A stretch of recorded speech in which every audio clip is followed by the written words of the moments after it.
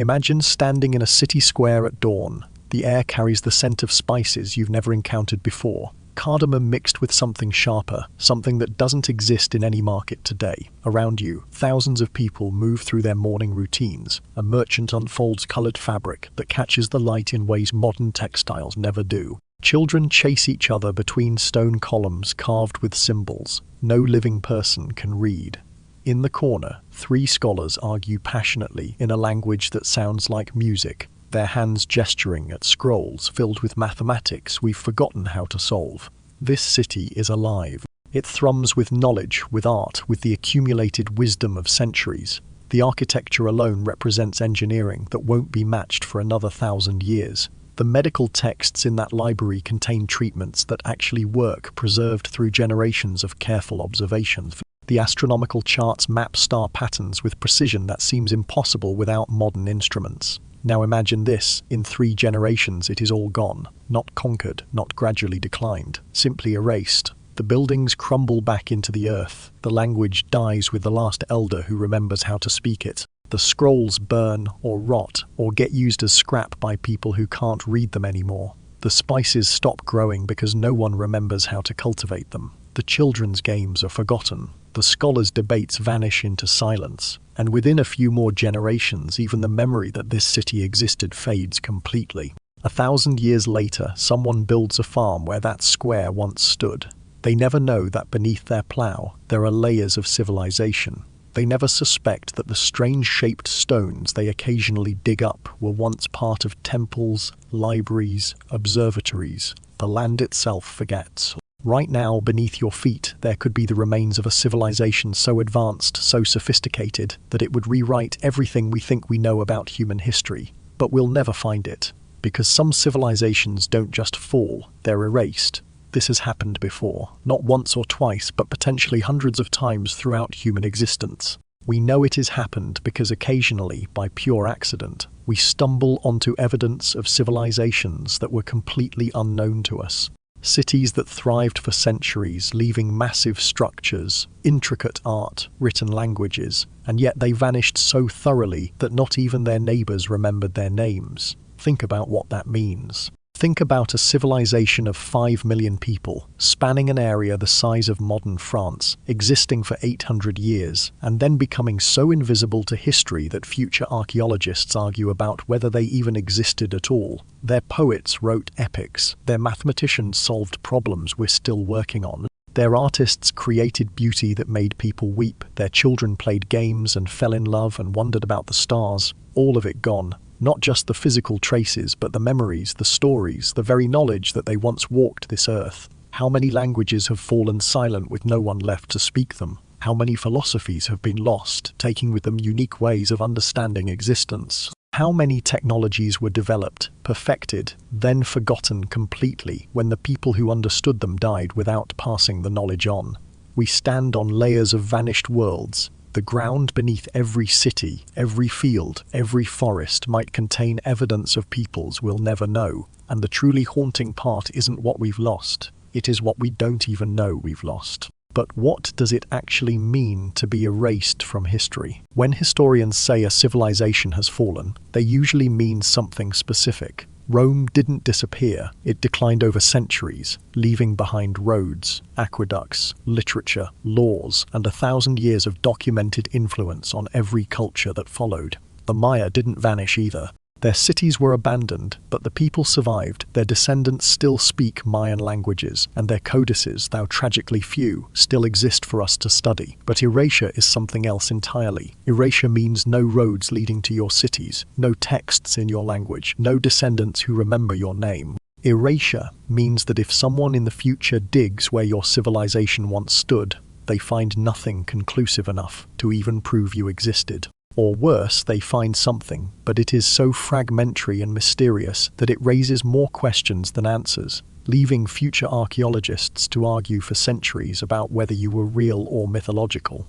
There is a difference between forgotten and erased. Forgotten civilizations left traces. The Minoans were forgotten after their collapse around 1500 BCE, but they left behind massive palace complexes at Knossos, sophisticated art, and written tablets. When archaeologists rediscovered them in the 1900s, there was no question they had existed. They were forgotten, then remembered. Erased civilizations leave almost nothing, or they leave just enough to haunt us. A few strange artifacts that don't fit any known culture, architectural techniques that seem impossible for their supposed time period, linguistic fragments that can't be connected to any language family, or most disturbing of all, complete silence where there should be evidence of human activity. We call these gaps historical silence. They're periods or places in the archaeological record where everything goes quiet, not gradually, but suddenly. Settlements that existed for centuries simply stop appearing in the evidence. Trade routes that connected regions for generations show no artifacts after a certain date.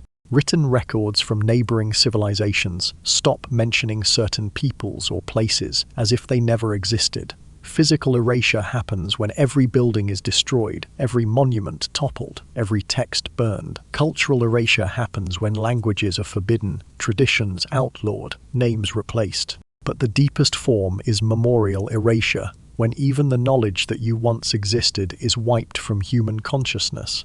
Consider a thought experiment. Imagine that every building in ancient Greece had been systematically demolished, ground into powder, every text burned without a single copy surviving. Every neighboring civilization that might have mentioned the Greeks was also destroyed, every piece of pottery shattered beyond recognition. Would we know the Greeks existed? Would we have Homer, Plato, Aristotle? Would we understand that democracy was once practiced in Athens, or that the Parthenon ever stood? The answer is probably not. We might find strange stone fragments that suggested something was once there, but we wouldn't know what. Greece would be a mystery, perhaps dismissed as a myth by later historians who couldn't believe such a civilization existed without more evidence. In the year 1200 BCE, a series of catastrophes hit the Mediterranean so devastating that we call it the Bronze Age collapse. Entire civilizations vanished overnight. Palaces burned. Cities were abandoned. Trade networks that had existed for centuries simply stopped functioning. But here is what keeps archaeologists awake at night. We only know about the ones that left enough ruins to be found. How many others disappeared completely? Our detailed historical record only extends back about 5,000 years, and even that is spotty. Before writing, before monuments, before fired ceramics that survive millennia, we have almost nothing. Between 3000 BCE and 1000 CE, scholars estimate that over 90% of human writing has been lost forever. Entire languages have vanished without a single written word surviving, which leads to an uncomfortable question. If we've lost 90% of what was written down, how much have we lost that was never written at all? Imagine a civilization of 5 million people, living in cities with indoor plumbing and urban planning that wouldn't be matched in Europe for another 3,000 years. Now imagine that we can see their cities, touch their artifacts, read their writing, but we can't understand a single word. The Indus Valley civilization left us everything except the one thing that matters, their voice. In what is now Pakistan and northwestern India between roughly 3300 and 1300 BCE, one of the world's most sophisticated ancient civilizations thrived along the Indus River. They built cities on a scale that rivaled anything in Mesopotamia or Egypt. Mohenjo-Daro alone may have housed 40,000 people at its peak. The streets were laid out in precise grids. Every house had access to a sophisticated drainage system. They had public baths, granaries, and standardized weights and measures that suggest extensive trade and centralized planning. Walk through the ruins of Mohenjo-Daro today, and you'll see engineering that seems impossibly advanced for its time. The drainage channels are so well designed that some are still functional after 4,000 years. The bricks are fired to uniform dimensions. The city planning shows an understanding of hygiene and public health that wouldn't appear in European cities until the 19th century. But here is where it gets strange. There are no grand palaces, no massive temples, no obvious monuments to kings or gods. The houses, while varying in size, don't show the extreme inequality typical of other ancient civilizations. When archaeologists excavated these sites, they found relatively few weapons compared to Mesopotamian or Egyptian sites from the same period. It is as if the Harappans deliberately chose not to leave the kinds of monumental architecture that usually helps us understand ancient societies. And then there is the writing. Thousands of seals have been found, carved with symbols that are clearly a written language. The script appears on pottery, on small tablets, on weights and measures. It is everywhere in their cities, but despite a century of attempts by the world's best linguists and cryptographers, we still can't read it.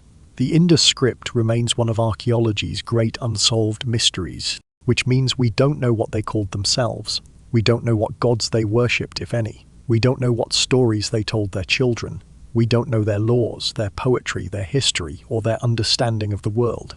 We can see that they were sophisticated, organized, and successful for 2,000 years, but we can't hear them speak. Around 1900 BCE, something changed. The cities began to decline. Construction quality dropped. The careful urban planning gave way to haphazard building. By 1300 BCE, the major cities were abandoned entirely. The civilization that had flourished for 2 millennia simply dissolved. Why? Theories abound. Climate change may have caused the Indus River system to shift, making the agricultural base unsustainable. Some evidence suggests prolonged drought. Others point to possible invasion, though the lack of destruction layers makes this less likely. Disease is another possibility. Or perhaps it was all of these factors combining into a perfect storm of collapse. But we may never know for certain, because the people who could have told us, who did tell us, in their careful script carved onto thousands of seals, speak a language we cannot understand. Their words are locked away, possibly forever. This is what erasure looks like. We have the cities. We have the artifacts, we even have their writing, but we've lost their voice, their perspective, their understanding of who they were. The Indus Valley civilization exists in the archaeological record, but culturally, spiritually, intellectually, they're ghosts. The Indus Valley civilization is one of the lucky ones. We know it existed. We have cities, artifacts, evidence. But it raises a terrifying question. If a civilization this large and sophisticated can become this silent, how many smaller ones have vanished without leaving even ruins behind? The Romans had a practice they called darnation memorial. When they wanted to punish someone beyond death, they erased them from history. They chiseled names off monuments. They melted down coins bearing the person's face. They forbade anyone from speaking the name aloud. Within a generation, it was as if that person had never existed. Now imagine that same process applied not to one person, but to an entire civilization. This is how empires have operated throughout history. Conquest wasn't just about taking land or extracting resources. True conquest meant destroying the conquered people's past so completely that their children would forget who they were. Burn the books, topple the monuments, forbid the language, outlaw the religion, replace every name, every date, every story with your own narrative. Do this thoroughly enough, and within 2 or 3 generations, you don't just control a people, you erase them. In 1562, a Spanish priest named Diego de Landa gathered every Maya book he could find in the Yucatan Peninsula and burned them all in a single bonfire. He was proud of it. In his own writings, he recorded that he burned 27 hieroglyphic rolls, along with countless other materials. He believed he was destroying the devil's work, eliminating pagan texts that led the Maya astray. What he actually destroyed was irreplaceable. Those books contained advanced astronomical calculations that tracked Venus with accuracy matching modern measurements. They held mathematical concepts, including the use of zero, that wouldn't appear in Europe for centuries. They recorded history spanning thousands of years: kings, dynasties, wars, migrations, marriages, betrayals. They contained creation myths, religious philosophies, medical knowledge, agricultural techniques, and stories that had been passed down and refined through countless generations. Only 4 Maya codices survived the systematic destruction. 4. Everything else went up in flames that day and in subsequent burnings across Mesoamerica. We can see fragments of what was lost in the 4 survivors: the Dresden Codex, the Madrid Codex, the Paris Codex, and the Grolier Codex. They hint at the vast libraries of knowledge that once existed. But hints are all we have. Imagine what we lost in that fire. Now imagine how many fires like that we'll never even know about. This wasn't unique to the Spanish conquest. When the Mongols sacked Baghdad in 1258, they destroyed the House of Wisdom, one of the medieval world's greatest libraries. Scholars estimate that hundreds of thousands of books were thrown into the Tigris River. The water reportedly ran black with ink for days. Works of science, mathematics, medicine, philosophy, poetry, accumulated knowledge from across the Islamic Golden Age dissolved into the river and vanished. In ancient China, Emperor Qin Shi Huang ordered the burning of books in 213 BCE, attempting to erase historical records that contradicted his rule. Scholars who resisted were reportedly buried alive. He wanted to create a new history with himself as the beginning, erasing everything that came before. The pattern repeats across cultures and centuries. The destruction of the Library of Alexandria, though its exact fate remains debated, cost the ancient world immeasurable knowledge. Colonial powers across Africa, Asia, and the Americas systematically destroyed indigenous texts, outlawed native languages, and demolished cultural monuments. The efficiency of cultural erasure improved with each iteration, because conquerors understood something crucial: destroying a people's past destroys their future. If you can make a population forget their language, their stories, their achievements, then within a few generations they lose their identity. They become blank slates onto which you can write whatever narrative serves your interests. Their children grow up not knowing what was lost, not realizing they had ancestors who built empires, developed sciences, created art that rivaled anything in the conqueror's culture. This isn't ancient history. Cultural erasure was practiced throughout colonialism. It happened in 20th century genocides. It is happening now in various forms as we speak. Languages disappear every few weeks. Indigenous knowledge systems vanish with elders who die without passing on traditions. Digital erasure allows historical records to be altered or deleted with disturbing ease. The terrifying part isn't that erasure happens. It is how efficient it is. 2 generations. That is all it takes. Eliminate the elders who remember, destroy the written records, forbid the cultural practices, and the 3rd generation grows up not even knowing what they've lost. But conquerors are just one method of erasure. Sometimes nature itself becomes the destroyer, wiping civilizations away so completely that not even their enemies remember them. Conquerors destroy with purpose. They choose their targets, plan their campaigns, and leave records of their victories. But nature destroys with perfect indifference. It doesn't care about your libraries, your temples, or your 1,000-year dynasty. When nature decides to erase a civilization, it does so completely, efficiently, and without witnesses. Around 1200 BCE, something catastrophic happened across the eastern Mediterranean. Within roughly 50 years, nearly every major civilization in the region collapsed. The Mycenaean palaces in Greece burned and were abandoned. The Hittite Empire, which had rivaled Egypt in power, vanished almost overnight. Cities along the coast of the Levant were destroyed. Trade networks that had functioned for centuries simply stopped. We call it the Bronze Age collapse, and we still don't fully understand what caused it. Evidence suggests a cascading series of catastrophes: prolonged drought, earthquakes, possibly tsunamis.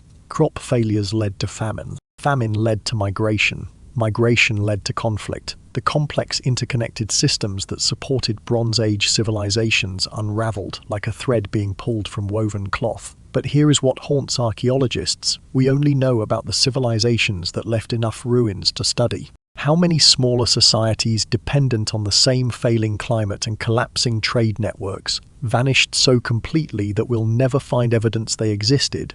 Climate change operates as an invisible executioner. It doesn't arrive with armies or announce its intentions. Rainfall patterns shift. Rivers change course. Droughts stretch from years into decades. And civilizations that evolved to thrive in specific environmental conditions discover that those conditions no longer exist.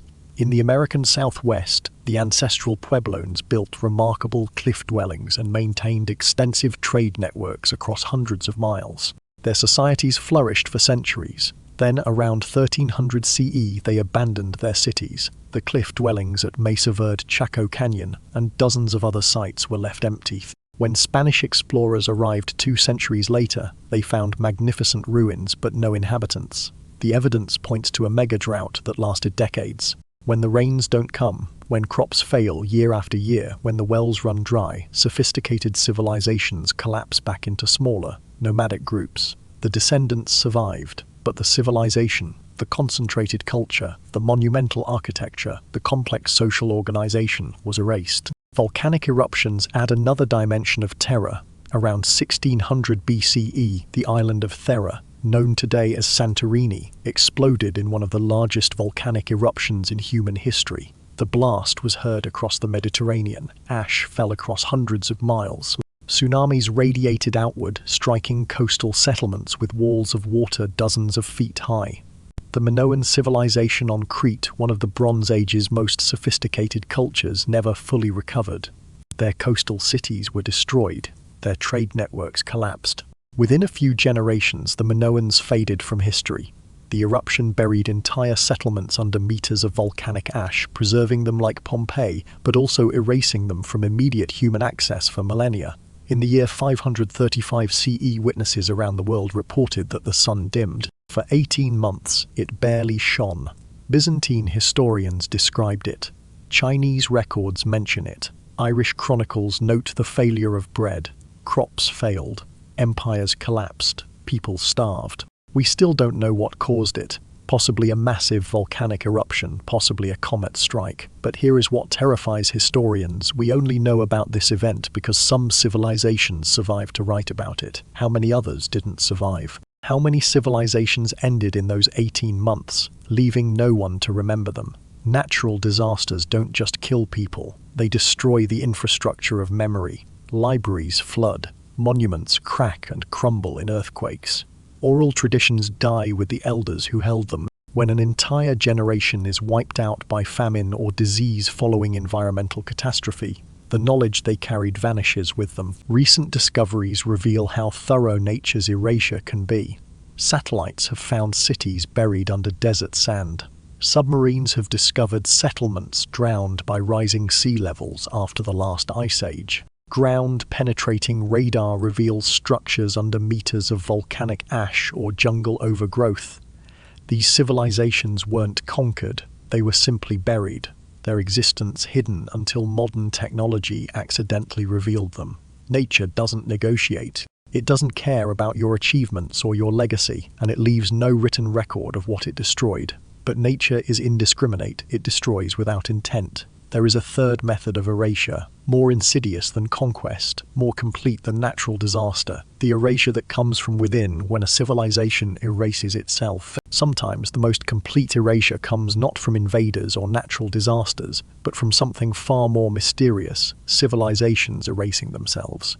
On Easter Island, researchers found evidence of something disturbing. The people who carved the massive stone heads eventually lost the knowledge of how to carve them. They were living among monuments they could no longer create, maintaining rituals they no longer fully understood. Their own civilization had become a mystery to them. How do you lose knowledge that's fundamental? And how many times has this happened in human history? Easter Island tells a story of self-inflicted erasure. The Rapa Nui people arrived on a forested island and built a sophisticated culture that created those enormous stone statues, some weighing over 80 tons. But the process required trees for rollers, for leverage, for transport. Over centuries, they cut down every tree on the island, every single one.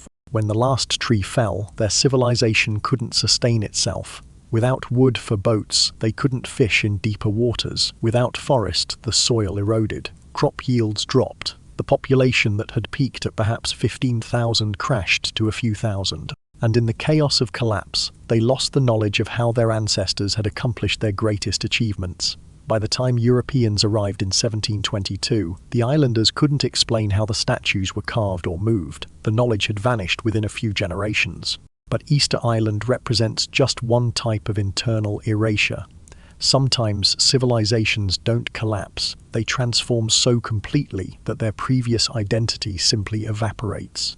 The Olmecs flourished in Mesoamerica from around 1200 BCE to 400 BCE. They were the mother culture of the region, influencing everything that came after: the Maya, the Aztec, the Zapotec. They carved colossal stone heads weighing up to 50 tons. They developed complex ceremonial centers. They may have created the first writing system in the Americas. Then, around 400 BCE, their civilization dissolved, not through conquest, not through obvious catastrophe. They simply stopped building monuments, stopped maintaining their cities, and dispersed. Did they assimilate into other cultures? Did internal conflicts tear them apart? Did their political or religious system lose legitimacy? We don't know. And their descendants don't know either, because the knowledge wasn't preserved. This is cultural amnesia. When societies forget their own past, it happens more often than we'd like to believe. Civilizations abandon their cities, and within 3 generations, the grandchildren can't explain why their grandparents left or what the old ruins were for.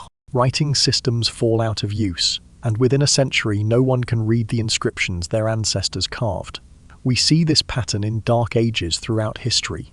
After Rome's collapse in the West, European societies lost literacy, lost the ability to build in stone, lost Roman agricultural techniques and engineering knowledge. Libraries were abandoned, technologies were forgotten.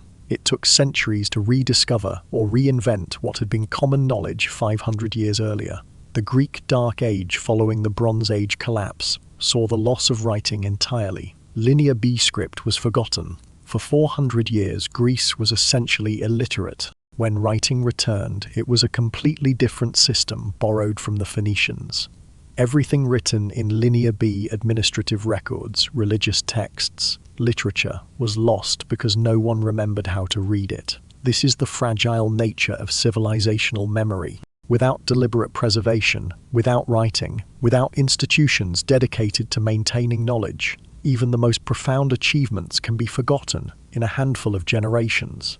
Skills are lost when masters die without apprentices. Stories fade when elders pass without telling them one more time. Technologies become mysterious when the specialists who understood them are gone. These are the mechanisms of erasure, conquest, nature, and internal collapse. But understanding how civilizations disappear raises an even more disturbing question. How many have already vanished that we don't even know about? Around 1200 BCE, something arrived in the eastern Mediterranean that Egyptian scribes could only describe with fear and confusion. They came from the sea in massive waves, warriors, migrants, entire populations moving south and east. Egyptian records call them the Sea Peoples, but that name tells us almost nothing. It is not what they called themselves. It is just a label applied by terrified witnesses trying to make sense of an invasion that would reshape the ancient world. Egyptian inscriptions at Medinet Habu list their names: the Shurdan, the Luka, the Peliset, the Denayan, the Jekka, the Weshish. But these names are ghosts. We can't connect them definitively to any known civilization. We don't know what languages they spoke. We don't know where they came from. We can't trace them to any homeland or identify their descendants with certainty. What we do know is what they destroyed. The Hittite Empire, which had rivaled Egypt in power for centuries, collapsed completely. Their capital, Hattusa, was burned and abandoned. The Mycenaean palaces in Greece fell one after another. Cities along the coast of the Levant, Ugarit, Sidon, Ascalon, were razed to the ground. Archaeological excavations reveal destruction layers from this period: collapsed walls, burned timbers, bodies left unburied in the streets. The violence was sudden and overwhelming. Egypt itself barely survived. Pharaoh Ramesses III fought them off in a series of desperate battles both on land and at sea. His victory inscriptions describe fleets of ships and armies of foreign warriors. But even Egypt, which managed to repel them, was weakened so severely that it never fully recovered its former power. Egyptian records describe them as invaders who came from the sea, destroying everything in their path. They toppled empires that had stood for centuries. But when Egyptian scribes asked, "Who are you?" the answer has been lost to history. We don't know who the Sea Peoples were. We don't know where they came from. We don't know what happened to them. They destroyed the ancient world, then vanished completely. What if they were running from something even worse? Theories multiply in the absence of evidence. Some scholars believe the Sea Peoples were Mycenaean Greeks, displaced when their own civilization collapsed and turned to raiding. Others suggest they came from Italy or Sicily. Some think they were Anatolian populations fleeing from whatever destroyed the Hittite Empire. Still others propose they were a coalition, different groups of displaced peoples who banded together in desperation. The most disturbing theory is that they were refugees. That's something we don't understand. Climate catastrophe, famine, a domino effect of collapsing kingdoms, pushed entire populations into migration. They weren't conquerors in the traditional sense.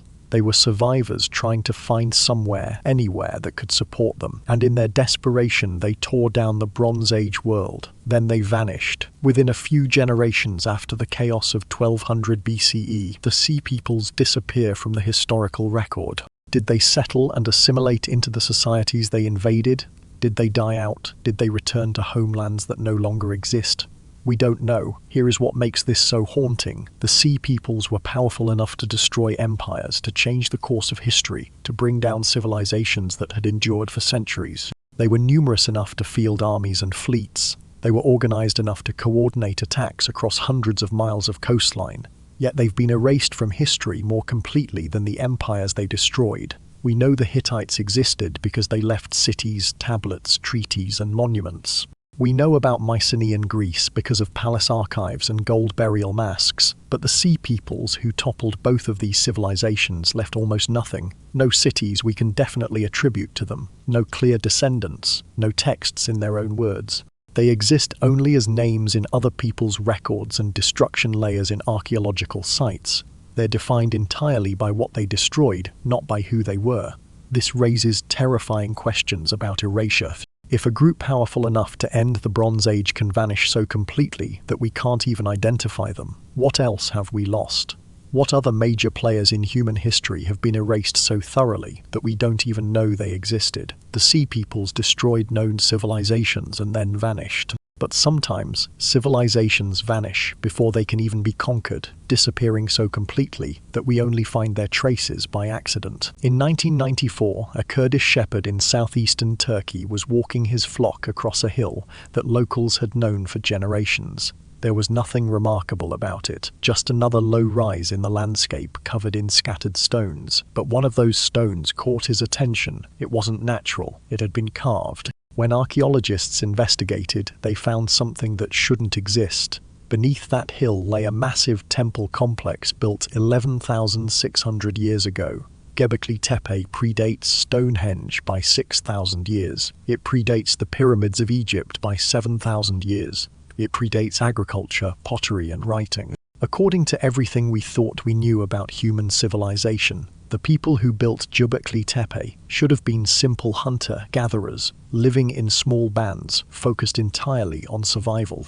Instead, they were organizing labor forces of hundreds, quarrying stones weighing up to 16 tons, carving intricate reliefs of animals and abstract symbols, and constructing circular stone structures that required sophisticated planning and engineering. Then, after using these structures for centuries, they deliberately buried the entire complex under thousands of tons of soil and simply walked away. It had been hidden in plain sight for over 11,000 years. Generations of farmers had plowed the land above it. Shepherds had grazed their flocks on that hill for millennia. No one suspected that beneath their feet lay evidence of a civilization that would rewrite our understanding of human history. If we missed something that enormous for that long, what else are we missing right now? The pattern repeats with disturbing frequency. In 1974, Chinese farmers were digging a well in Shanxi province when their shovels struck something hard. They'd found the Terracotta Army, over 8,000 life-sized clay soldiers buried with China's first emperor, Qin Shi Huang. The tomb complex had been lost for over 2,000 years, sitting beneath farmland that had been continuously cultivated for centuries. The Minoan civilization wasn't discovered until 1900, when Arthur Evans began excavating at Knossos. Before that, the sophisticated Bronze Age culture that had flourished on Crete was completely unknown to modern scholarship. Their massive palaces, their advanced plumbing systems, their vibrant frescoes, all hidden beneath centuries of accumulation. The Moshi civilization of Peru built enormous pyramids and created some of the most sophisticated metalwork and ceramics in the pre-Columbian Americas. They flourished from roughly 100 to 800 CE, yet they remained largely unknown to modern archaeology until excavations in the 1980s revealed the scale of their achievement. The pyramids had been there all along, visible to anyone who looked, but they'd been written off as natural hills or dismissed as unimportant mounds. This is landscape amnesia. Give nature a few centuries and massive cities become mysterious hills. Let a millennium pass and entire civilizations are buried under meters of soil, sand, or jungle growth. The landscape forgets, and so do we. Modern technology is revealing just how much we've forgotten. LiDAR, light detection and ranging, uses lasers to map terrain through dense vegetation. In Central America, LiDAR surveys have discovered tens of thousands of previously unknown Maya structures hidden under jungle canopy. We're talking about entire cities, road networks, agricultural terraces, and ceremonial centers that were completely invisible from ground level. In 2018, archaeologists used LiDAR to scan beneath the Guatemalan jungle and found over 60,000 previously unknown Maya structures. The survey revealed that Maya civilization was 3 to 4 times larger than we'd believed. Massive urban centers connected by causeways, sophisticated water management systems, defensive fortifications, all hidden beneath trees for over 1,000 years. Satellite imagery is finding ancient roads, settlements, and irrigation systems buried beneath desert sand. Ground-penetrating radar is mapping buried structures without excavation. Computer algorithms are analyzing landscape features and identifying likely archaeological sites with accuracy that surpasses human experts. Each new technology reveals more of what we've lost. Ancient river systems appear in satellite images of deserts that haven't seen rain in centuries. Trade routes emerge from patterns invisible at ground level. Settlements that supported thousands of people show up as subtle variations in crop growth or soil color. And here is the haunting part. These discoveries are revealing civilizations that were massive, sophisticated, and successful. If it takes satellite technology and LiDAR to find cities of hundreds of thousands, what about smaller settlements? What about civilizations that built in wood rather than stone? What about peoples who lived lightly on the land, leaving minimal archaeological footprints? We're finding what was large enough to hide, but still substantial enough to eventually reveal itself. The smaller the civilization, the more completely it can vanish.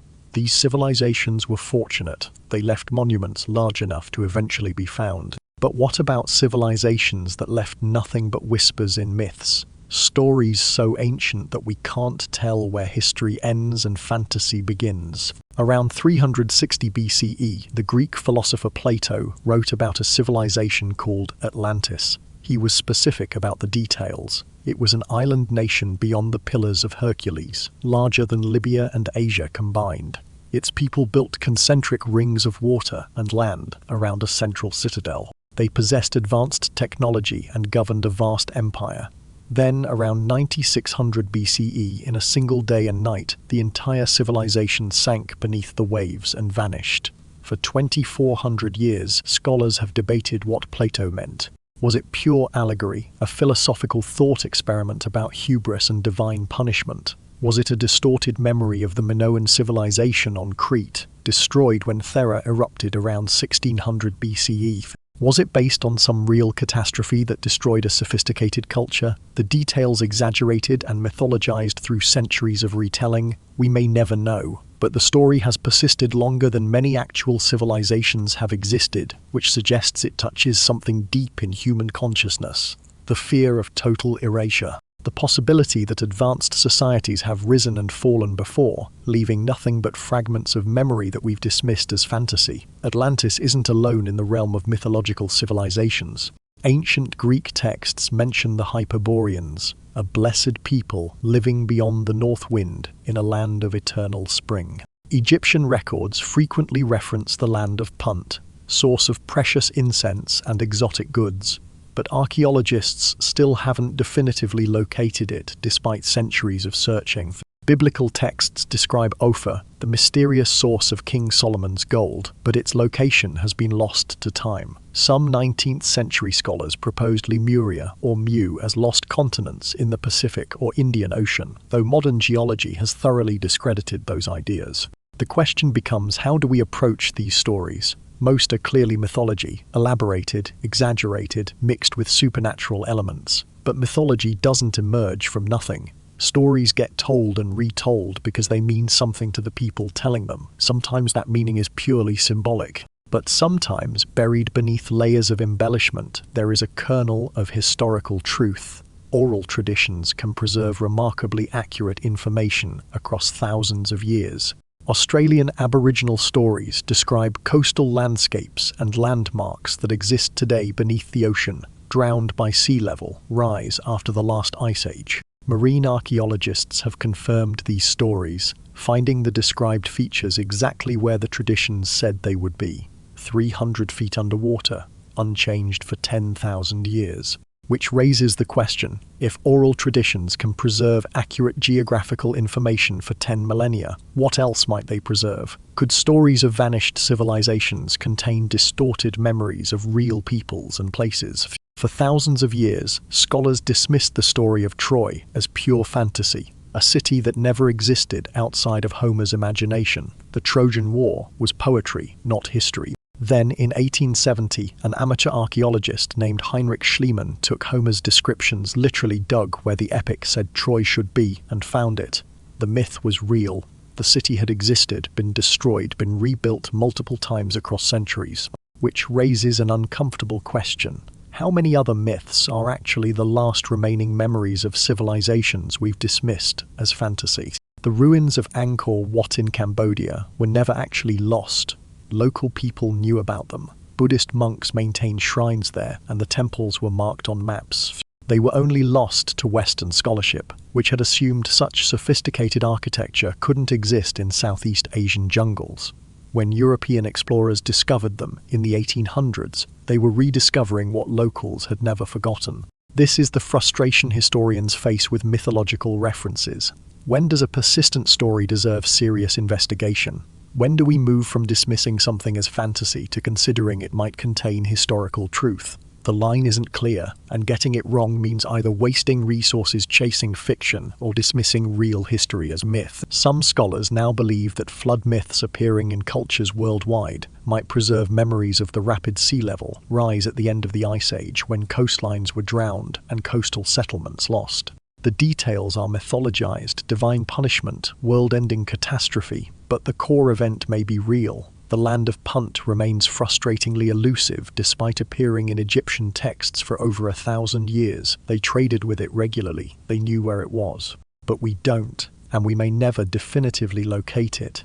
Perhaps some myths are all that remains of civilizations that were otherwise completely erased. Their cities are gone, their artifacts scattered or destroyed, their very names forgotten, but a story survives, distorted beyond recognition, yet carrying a whisper of truth. Myths might preserve memories of erased civilizations, but they're unreliable narrators, distorted by time, mixing fact with fantasy. To truly understand what we've lost, we need to examine the one piece of evidence that doesn't lie, the archaeological record itself.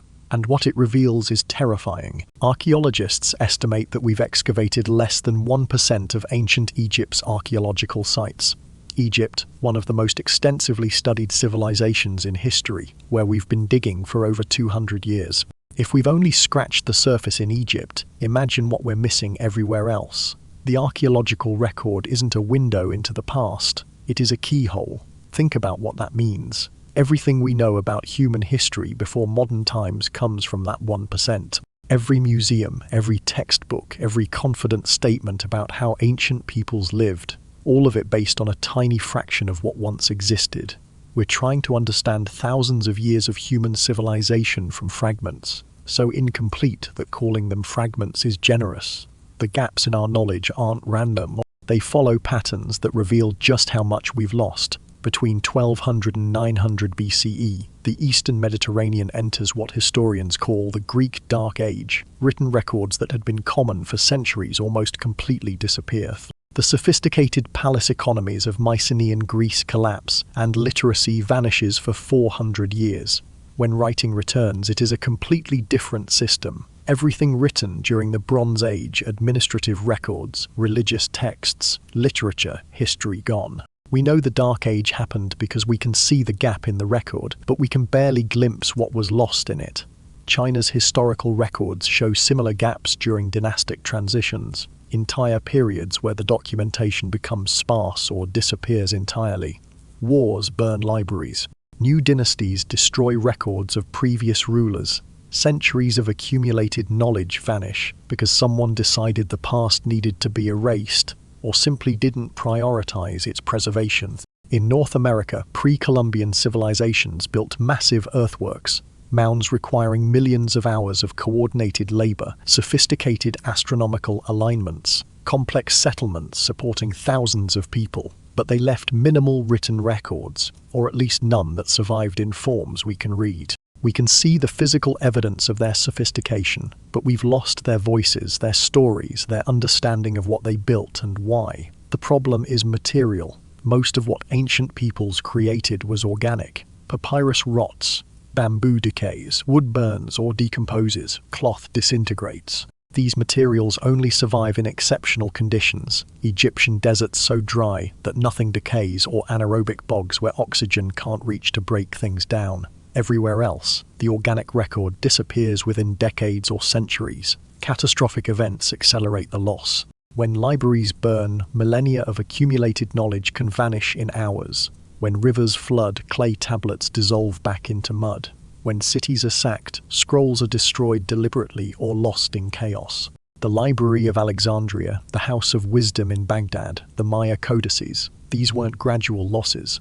They were sudden erasures of vast quantities of knowledge. Even what survives faces the relentless erosion of time. Stone monuments crack and crumble, metal corrodes. Pottery shatters. Cities are buried under meters of soil deposited over centuries, and with each passing year, more is lost. We have more surviving texts from ancient Rome than from all other ancient civilizations combined. Not because Romans wrote more or were more literate than Egyptians, Babylonians, or Chinese scholars. They weren't. But historical accidents where libraries were located, which texts were copied by medieval monks, which languages remained partially understood, favored Roman text survival. This creates survivor bias.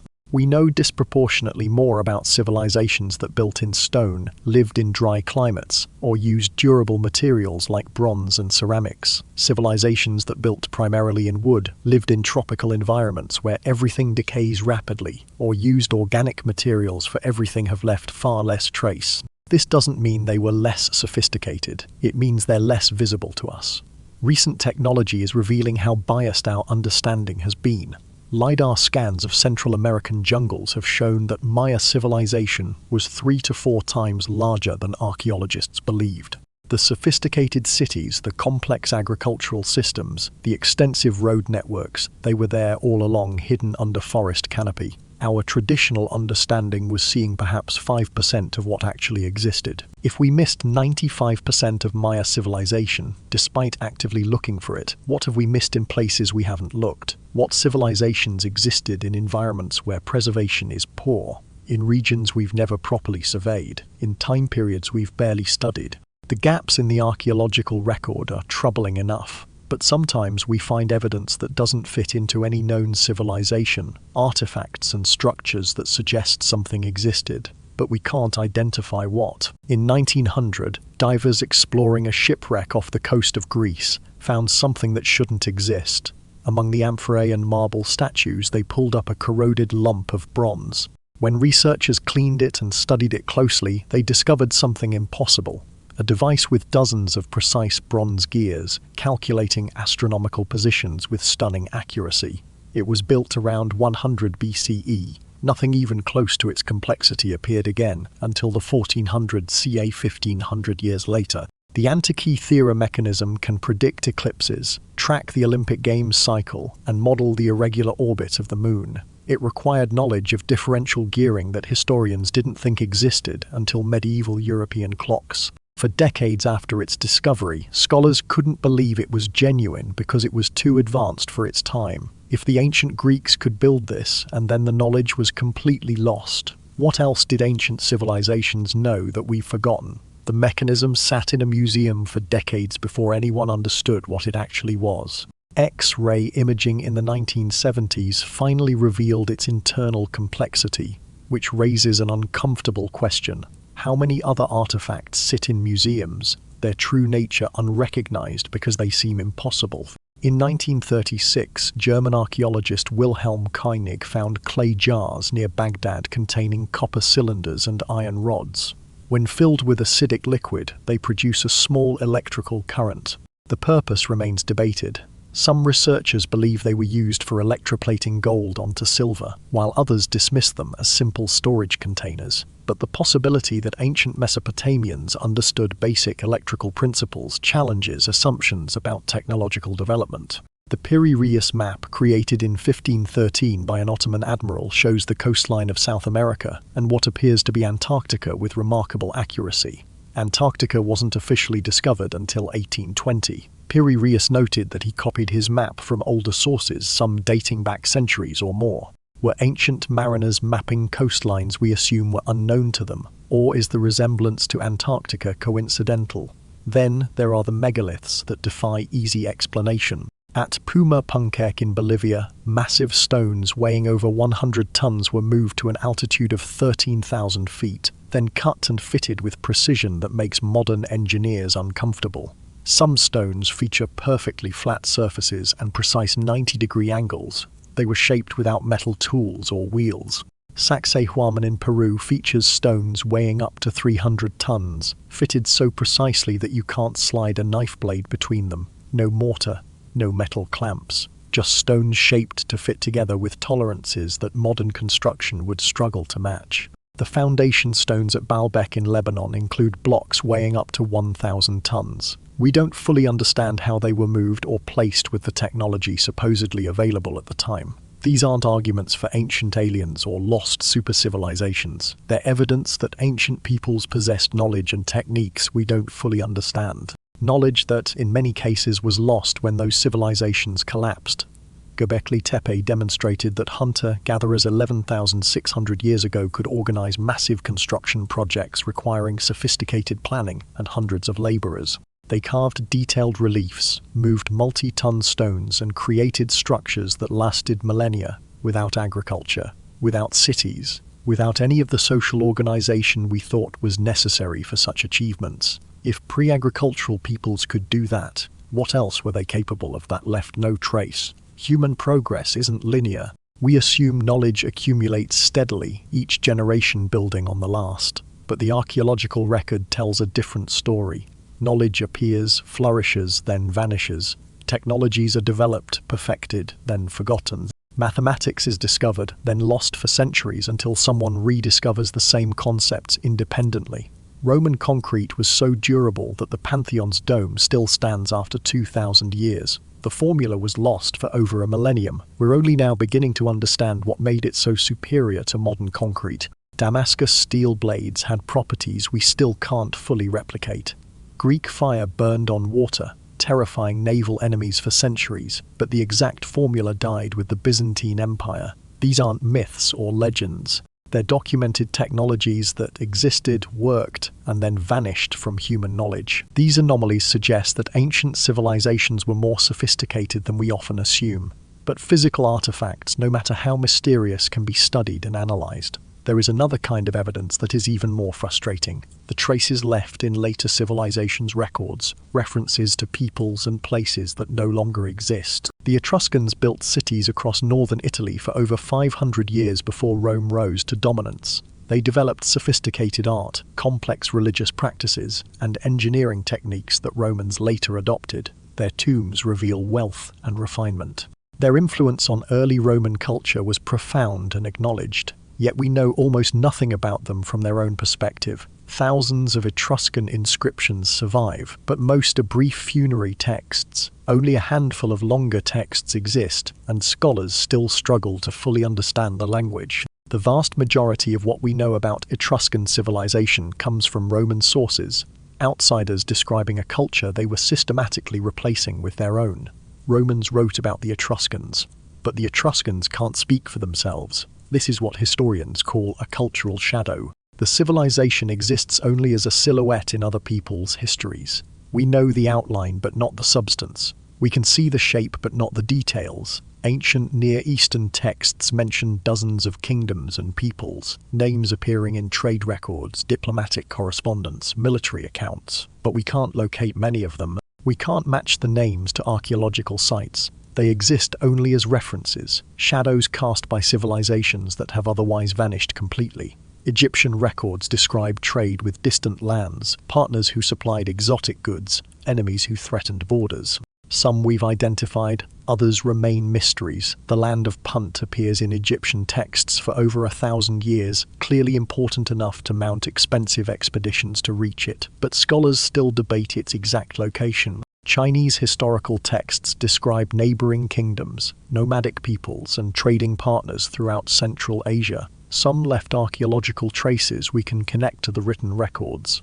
Others exist only in those texts, their physical presence erased from the landscape. This creates a verification problem. When we know about a civilization only because one source mentioned it, how do we confirm the accuracy? Did the writer exaggerate? Did they misunderstand what they saw? Did details get distorted in translation or copying? We're dependent on a single witness describing something we can't examine ourselves. The Library of Alexandria contained over 400,000 scrolls, works from dozens of civilizations, cultures, and languages. When it burned, we lost most of ancient literature in a single catastrophe. Today, we have lists of the books that burned, titles that haunt historians, the true history of the Trojan War, the complete works of Sappho, histories of ancient Africa, Asia, and Europe that we'll never read. We know they existed, we know what we lost, but we can never get them back. Those lists are torture for historians. Knowing exactly what existed, knowing the titles, sometimes even knowing brief descriptions, but the actual texts are gone forever.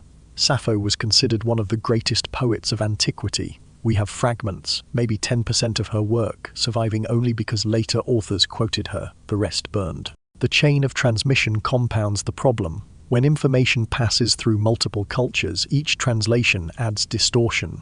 Greek texts translated to Syriac, then to Arabic, then to Latin, then to modern languages. How much of the original meaning survives? Medieval European monks preserved some Roman texts while letting others decay. Islamic scholars saved Greek scientific works that Europe had lost. Chinese records preserved knowledge of peoples and kingdoms that left no other trace.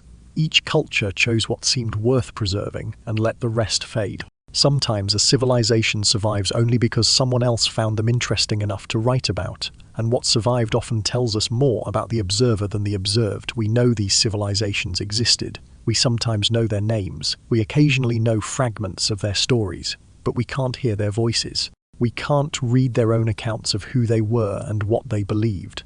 These borrowed memories give us glimpses of erased civilizations, but they're second-hand accounts distorted by translation, interpretation, and time. To truly understand what erasure means, we need to confront what is actually lost, the human experiences, knowledge, and perspectives that can never be recovered. Approximately 7,000 languages are spoken in the world today. That sounds like diversity until you learn that linguists estimate over 90% of all languages that have ever existed are now extinct. Gone. Not just the words, but entire ways of thinking about reality that those languages encoded. When a language dies, it takes a world with it. This isn't metaphor. Each language represents a unique cognitive framework, a distinct way of categorizing experience, encoding knowledge, and expressing what it means to be human. Languages don't just have different words for the same concepts. They have different concepts entirely, ways of understanding reality that can't be translated because the receiving language lacks the conceptual architecture to hold them. The Indus Valley script has defeated every attempt at decipherment for over a century. Thousands of seals, tens of thousands of inscriptions, all locked away in symbols we can't read. Whatever thoughts those people had, whatever stories they told, whatever knowledge they accumulated over 2,000 years of civilization, it is there, carved in stone, and completely inaccessible. Millions of people spoke that language, thought in its structures, dreamed in its grammar. All of that cognitive architecture is extinct. Linear A, the script of Minoan Crete, remains similarly opaque. We can see it, we can count the symbols, we can identify patterns, but we can't break through to meaning. It is like having a locked book that you know contains profound insights, but you'll never find the key. Ancient texts mention hundreds of languages that are now known only by name. No surviving speakers, no written examples we can read, no way to reconstruct how those languages structured thought or what unique concepts they contained. The tragedy of near decipherment is particularly haunting. There are scripts where researchers can identify some patterns, recognize possible phonetic values, make educated guesses about grammar, but can't quite break through to full understanding. The meaning hovers just out of reach, permanently tantalized. In 1996, a linguist named Daniel Everett went to study the Piraha people of the Amazon. He discovered their language had no numbers, no perfect tense, no creation myths. It was utterly unique, unlike any language known to science. It forced linguists to reconsider fundamental assumptions about universal grammar. The Pira don't think about time the way English speakers do. They don't quantify the way we do. Their language encodes reality according to completely different principles. Now imagine, if one tiny group in the Amazon has a language that challenges everything we thought we knew, how many other unique languages have vanished without a trace, taking with them ways of thinking we can't even imagine. Linguistic relativity suggests that language shapes thought. The Hopi language, according to some linguists, conceives of time not as a linear flow but as a process of events manifesting. Aboriginal Australian languages encode spatial relationships, not from the speaker's perspective, but from absolute cardinal directions. They don't say the cup is to your left, but the cup is north of you. This requires constantly knowing your orientation, which shapes how you perceive and remember space. What other ways of perceiving existed in extinct languages? What philosophical insights were encoded in grammatical structures we'll never hear? What scientific observations were preserved in vocabulary that vanished when the last speaker died? This is happening right now. Every few weeks, a language dies. Usually it happens quietly. An elderly person in a remote village passes away, and with them goes the last fluent command of a linguistic system that took thousands of years to evolve. The oral histories they carried, the ecological knowledge encoded in their vocabulary, the unique way their language passed reality, all extinct. Linguists have documented this tragedy repeatedly. They race to record dying languages, sitting with last speakers, desperately trying to preserve something of what is being lost. But you can't fully capture a language in recordings and grammar notes. The lived experience of thinking in that language, of having reality structured by its categories and distinctions, dies with the speakers. When the last speaker of a language dies, they take with them solutions to universal human problems that their culture developed over millennia. They take aesthetic traditions, ways of creating beauty through sound and meaning that will never be recreated. They take philosophical frameworks for understanding existence that might have offered insights we desperately need. Attempts at linguistic archaeology, reconstructing dead languages from loanwords in surviving languages, from place names, from fragments preserved in other texts, can recover pieces, but it is like trying to reconstruct a symphony from a few scattered notes. You know something beautiful existed, but you'll never hear it played. For most extinct languages, we don't even have fragments. We don't know they existed. Ways of being human have vanished so completely that we can't even count the loss. Languages are systems of thought made audible. But civilizations also encode knowledge in technologies, in practices, in accumulated wisdom about their environment. When civilizations vanish, they take with them solutions to problems we're still trying to solve. In the 7th century CE, the Byzantine Empire developed a weapon so terrifying that enemy fleets would retreat at the mere sight of it. Greek fire, as it came to be called, was a liquid incendiary that burned on water. Ships couldn't escape it. Water couldn't extinguish it. Byzantine vessels mounted bronze tubes that sprayed this substance onto enemy ships, turning naval battles into floating infernos. The formula was such a closely guarded secret that only a handful of people ever knew it. When the Byzantine Empire finally fell, that knowledge died with them. Despite centuries of attempts, despite modern chemistry's sophisticated understanding of combustion and chemical reactions, we still can't definitively recreate Greek fire. We have theories: naphtha, quicklime, sulfur, perhaps petroleum, but the exact formula and preparation method are gone forever. Damascus steel tells a similar story. For over 2,000 years, bladesmiths in the Middle East created swords of legendary quality. The steel had distinctive wavy patterns on its surface, and properties that made it both incredibly hard and remarkably flexible. These blades could supposedly cut through European swords and split falling silk scarves with equal ease. The technique was passed down through generations of master smiths, each teaching select apprentices. Then, sometime around 1700 CE, the knowledge vanished. We have the swords. We can analyze their molecular structure. We can see the carbon nanotubes and carbide nanowires that give them their properties. But despite all our modern metallurgical knowledge, we can't fully replicate the original process. The exact combination of materials, temperatures, and techniques died with the last masters who understood them. Roman concrete has puzzled engineers for centuries. The Pantheon in Rome, built nearly 2,000 years ago, still has the world's largest unreinforced concrete dome.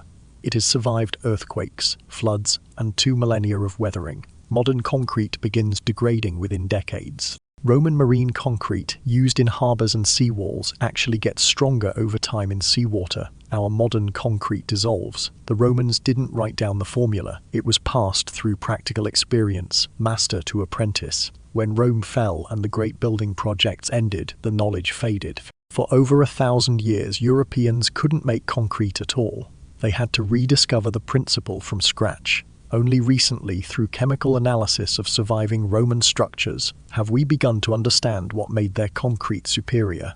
The key apparently involved volcanic ash and a specific mixing process. But the complete knowledge, the full range of techniques and applications, was lost. What else did ancient peoples know that we've forgotten? Agricultural techniques that maintained soil fertility for centuries without chemical fertilizers.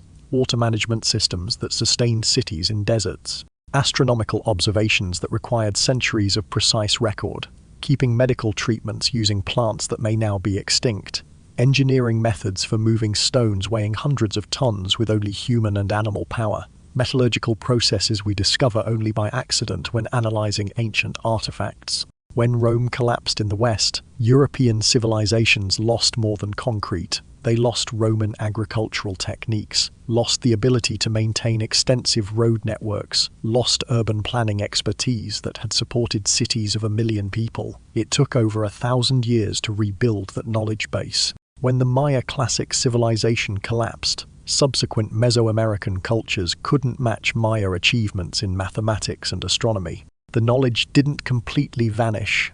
Some survived in remaining Maya communities. But the concentrated expertise, the libraries of astronomical observations, the sophisticated mathematical texts were lost. The pattern is consistent. Specialized knowledge concentrates in guilds, families, or small groups of experts. It is transmitted through apprenticeship, through hands, on experience, through secrets carefully guarded to protect professional advantages. When these specialists die in wars, plagues, or civilizational collapses, their knowledge dies with them. Without written documentation, without deliberate preservation efforts, even the most impressive technological achievements can become irreproducible within a single generation. In the 1960s, NASA built the Saturn V rocket, the most powerful machine ever created by humans. It successfully launched 9 times, carrying astronauts to the moon. Then, in the 1970s, the program ended. By the 2000s, when NASA wanted to build a similar rocket, they discovered a problem. They'd lost the complete knowledge of how to do it. The engineers had retired, the companies had closed, and the documentation was incomplete. If we can lose the knowledge to build a moon rocket in just 30 years in our age of written records and digital storage, imagine what ancient civilizations lost forever. Somewhere in the ruins of erased civilizations lie solutions to problems we're still struggling with. Agricultural techniques that could help us face climate change, water management that could sustain growing populations, materials science that could produce more durable structures. But we can't learn from them. The knowledge is gone. We've lost languages and technologies, but perhaps the greatest loss is something even more intangible. The stories, the myths, the cultural identities that gave meaning to millions of lives. When we lose these, we lose what it means to be human in that particular way. Imagine every work of Shakespeare destroyed, every Renaissance painting burned, every symphony by Beethoven silenced forever, every novel by Tolstoy or Austen turned to ash, every film ever made dissolved into nothing. Imagine no memory that any of these ever existed. All the beauty, insight, emotion, and human truth they contain, gone not forgotten, but erased so completely that future humans wouldn't even know to mourn them. Now realize that this has happened hundreds, perhaps thousands of times to civilizations whose arts and stories we'll never know. When oral traditions die, we lose more than words. Epic poems that took generations to develop, refined through countless retellings until every phrase carried perfect weight. Myth cycles that explained the cosmos, human nature, and the relationship between the two. Genealogies connecting people to their ancestors and land across dozens of generations. Moral teachings embedded in stories that made abstract principles concrete and memorable. Ecological knowledge preserved in tales about animals, plants, and seasons. Historical events transformed into founding myths that gave communities identity and purpose.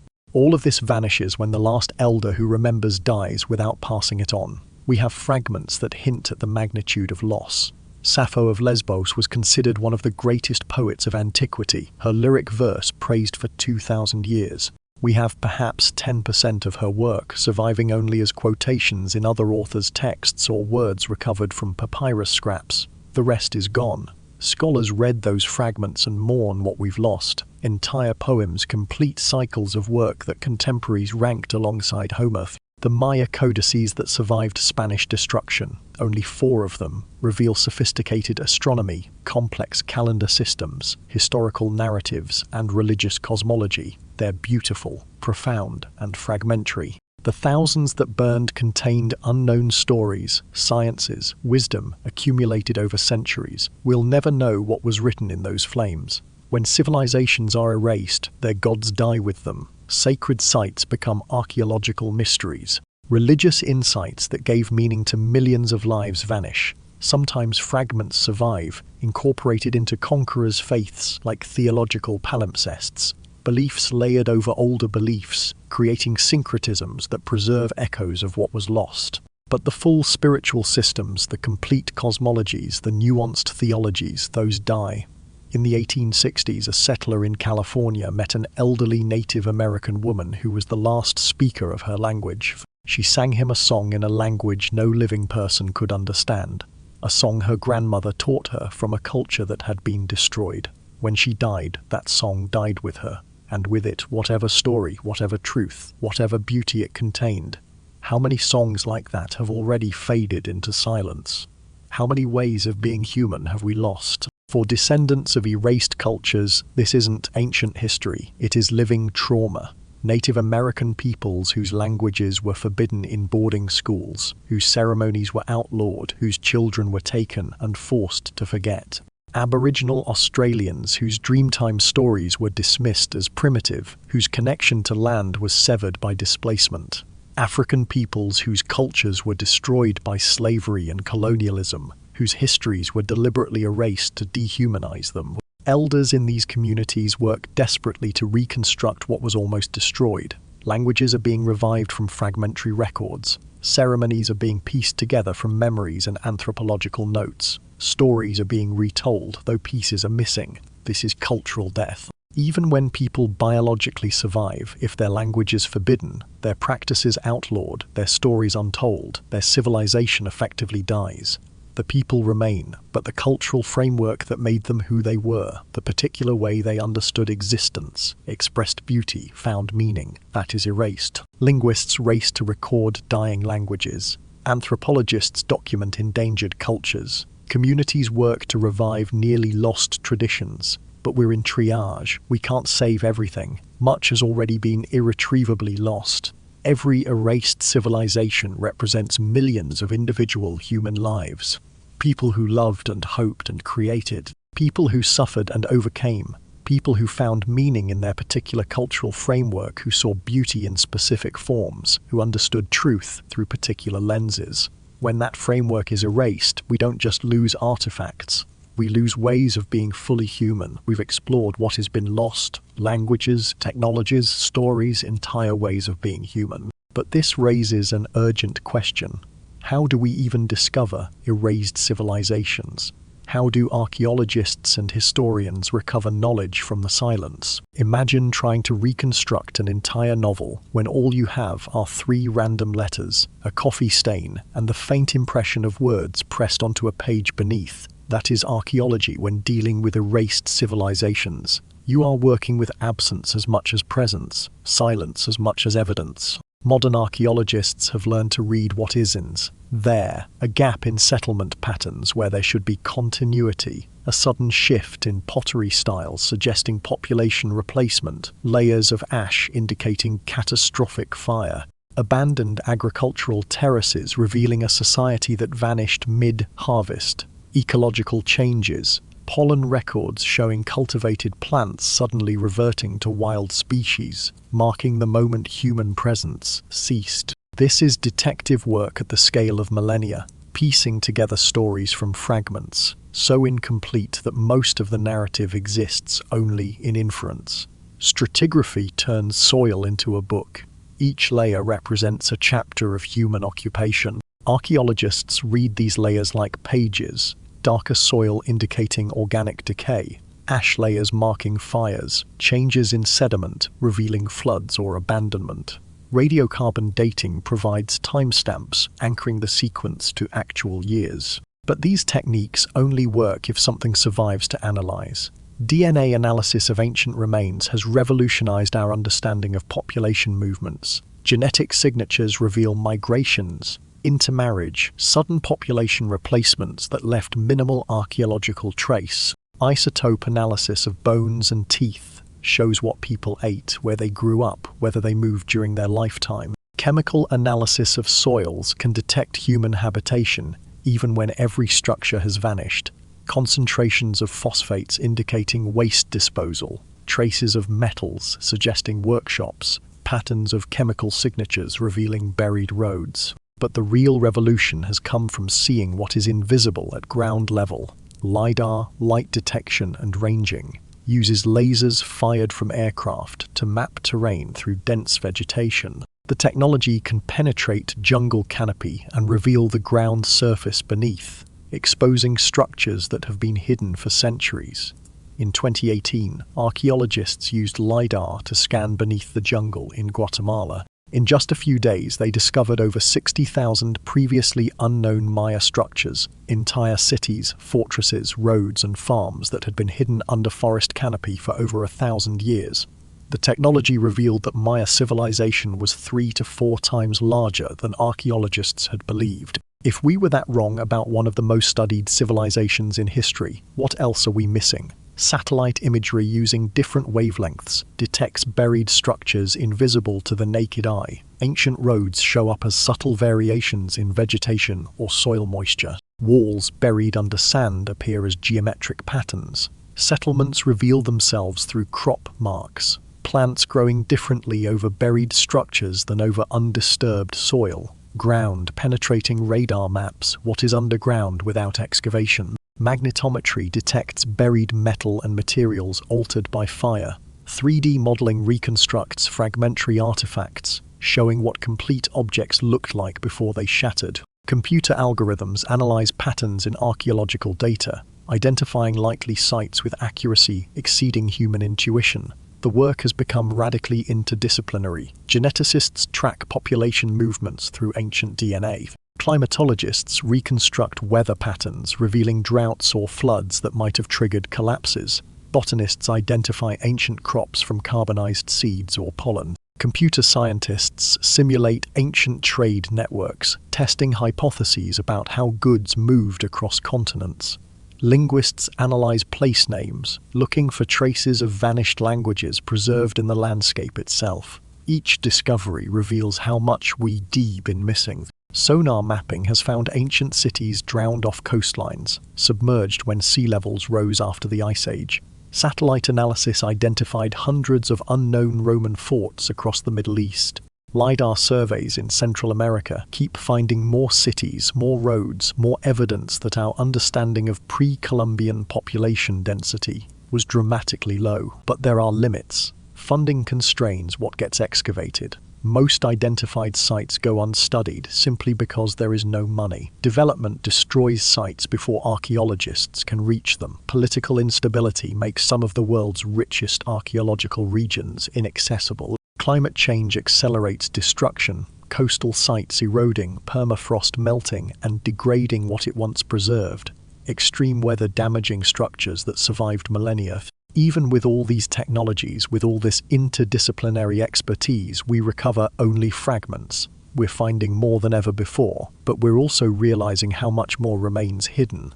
These technological advances are revealing hidden civilizations at an unprecedented rate. But technology alone isn't enough. Sometimes rediscovering erased civilizations requires recognizing that the locals never forgot. The real experts are often the descendants still living on the land. The term lost civilization contains an assumption worth questioning. Lost to whom? Often, civilizations aren't truly lost. They're lost only to Western academic history. The people living on the land never forgot. When European explorers first encountered the ruins of Great Zimbabwe in the 1800s, they were baffled. The massive stone structures, the sophisticated architecture, the clear evidence of a complex society. This couldn't possibly have been built by Africans, they insisted. They invented elaborate theories. Ancient Phoenicians, lost white races. Anyone but the obvious answer, the ancestors of the local Shona people who had never stopped knowing the ruins were there and maintained oral traditions about who built them. The temples of Angkor Wat were never lost to Cambodian people. Buddhist monks maintained shrines there. Local communities knew the structures intimately. The ruins were marked on maps. They were only lost to European knowledge, rediscovered when Western explorers finally paid attention to what locals had been saying all along. When Hiram Bingham reached Machu Picchu in 1911, he was guided there by local farmers. They were living on the terraces, cultivating the land. The site wasn't lost. It just wasn't known to Western archaeologists until a local farmer showed Bingham the path. This pattern repeats globally. The civilization wasn't erased. The knowledge survived in communities who maintained connection to the land and passed stories down through generations. But colonial attitudes dismissed indigenous knowledge as primitive, unreliable, or irrelevant. Then modern science started confirming what indigenous peoples had been saying for centuries. When archaeologists finally listened to Aboriginal Australians describing where their ancestors' villages were located, they found the sites, 300 feet underwater, exactly where the stories said, drowned by sea level, rise 10,000 years ago. The stories had preserved accurate geographical information for 10 millennia. How much other lost knowledge is preserved in oral traditions we've been ignoring? Pacific Islander navigation traditions preserve sophisticated knowledge of ocean currents, star patterns, and seamanship that allowed them to cross thousands of miles of open ocean with stunning accuracy. Western scientists initially dismissed these traditions as impossible or mythological. Then researchers actually tested the techniques and discovered they worked. The knowledge was real. It had been preserved for thousands of years through oral transmission. Native American oral histories describe volcanic eruptions, earthquakes, and landscape changes that modern geology has confirmed occurred exactly as the stories described. Events from thousands of years ago, preserved with remarkable accuracy through generations of careful retelling. The tragedy isn't just that indigenous knowledge was dismissed. It is what that dismissal cost. When European archaeologists encountered indigenous peoples claiming descent from the builders of impressive ruins, they often refused to believe it. They attributed the Aztec pyramids to lost continents. They claimed Great Zimbabwe must have been built by ancient Semitic peoples. They invented vanished white races rather than acknowledge that non-European peoples could have built sophisticated civilizations. This racist dismissal delayed our understanding of human history and caused immense harm to communities whose heritage was stolen and attributed to fantasies. Modern archaeology is slowly learning. Collaborative projects now work with indigenous communities, respecting their knowledge and letting them guide research. Some projects acknowledge indigenous peoples as the primary experts on their own heritage. Efforts to return control of archaeological sites and artifacts to descendant communities recognize that these aren't just academic curiosities, they're living heritage. Combining oral tradition with archaeological science creates richer understanding than either alone. Traditions explain the cultural meaning of sites that archaeology can only describe physically. Stories preserve names, purposes, histories that stone and pottery can't reveal. Traditional ecological knowledge helps archaeologists understand ancient resource use and environmental adaptation in ways physical evidence alone never could. The knowledge wasn't erased. It was marginalized, dismissed, and ignored. Many civilizations we call lost were only erased from dominant historical narratives while surviving in marginalized communities' memories. Indigenous knowledge and modern technology together are revealing erased civilizations at an unprecedented rate. But this creates a new challenge. We're discovering sites faster than we can protect them, and many of the civilizations we're finding are in immediate danger of being erased again, this time permanently. We're rediscovering ancient sites at an unprecedented rate. LiDAR reveals lost cities. Satellites spot buried settlements. Every year brings new revelations about civilizations we didn't know existed. But there is a darker truth beneath this golden age of discovery. We re-losing sites faster than we re-finding them. Climate change is accelerating destruction in ways previous generations never faced. Coastal erosion washes away underwater sites that survived 10,000 years of submersion, but can withstand the intensified wave action of a changing climate. Desertification buries sites under advancing sand dunes. Permafrost melts across the Arctic, exposing then rapidly degrading sites that were perfectly preserved in frozen ground for millennia. Extreme weather events, floods, hurricanes, wildfires, damage structures that weathered centuries of normal climate patterns. Development poses a more immediate threat. As populations grow and cities expand, archaeological sites disappear under concrete and asphalt. Construction crews bulldoze ancient settlements to build apartments. Roads slice through buried cities. Agricultural expansion plows under ruins before archaeologists even know they exist. The world's population has doubled in the last 50 years. Every new building potentially destroys irreplaceable evidence. Then there is deliberate destruction. In 2015, ISIS occupied Palmyra in Syria and systematically destroyed 2,000-year-old temples, tombs, and monuments. Archaeologists watched via satellite as irreplaceable evidence of ancient Palmyrene civilization was blown up, not for any strategic reason, but simply to erase history. The sites had survived earthquakes, wars, and centuries of neglect. But they could survive deliberate 21st century erasure. What ISIS destroyed in months, archaeologists had spent decades studying, and will spend centuries mourning. The Taliban demolished the Bamiyan Buddhas in Afghanistan, erasing 5th century masterpieces with explosives.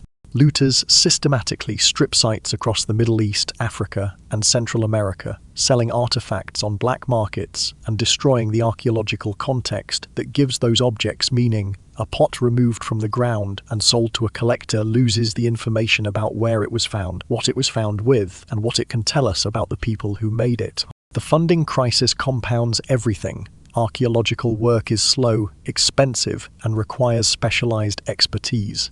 Most identified sites go unexcavated because there is no money. Archaeologists face constant triage decisions, which sites to prioritize when you can save them all. Do you excavate the site threatened by construction next year, or the better, preserved site that might survive a decade longer? Every choice means something else is lost. Digital preservation offers partial solutions. Teams race to create 3D scans of threatened sites, building digital archives that might survive even if the physical locations don't. Drones document large areas quickly. AI algorithms analyze satellite imagery, identifying thousands of potential sites faster than humans could physically investigate them. Crowdsourced projects enlist volunteers to help ordinary people examining satellite images or transcribing ancient texts, contributing to preservation efforts that understaffed archaeology departments can manage alone. But digital records are pale shadows of the real thing. They preserve form without substance, appearance without context, and they raise difficult questions. Who owns artifacts from erased civilizations? When modern nations occupy territories of vanished peoples, do they have the right to those artifacts, or should they go to descendant communities? How do we balance preservation in museums with returning heritage to its origins? The tension between studying sites and preserving them grows sharper. Excavation damages what it investigates. Every trench disturbs the archaeological record.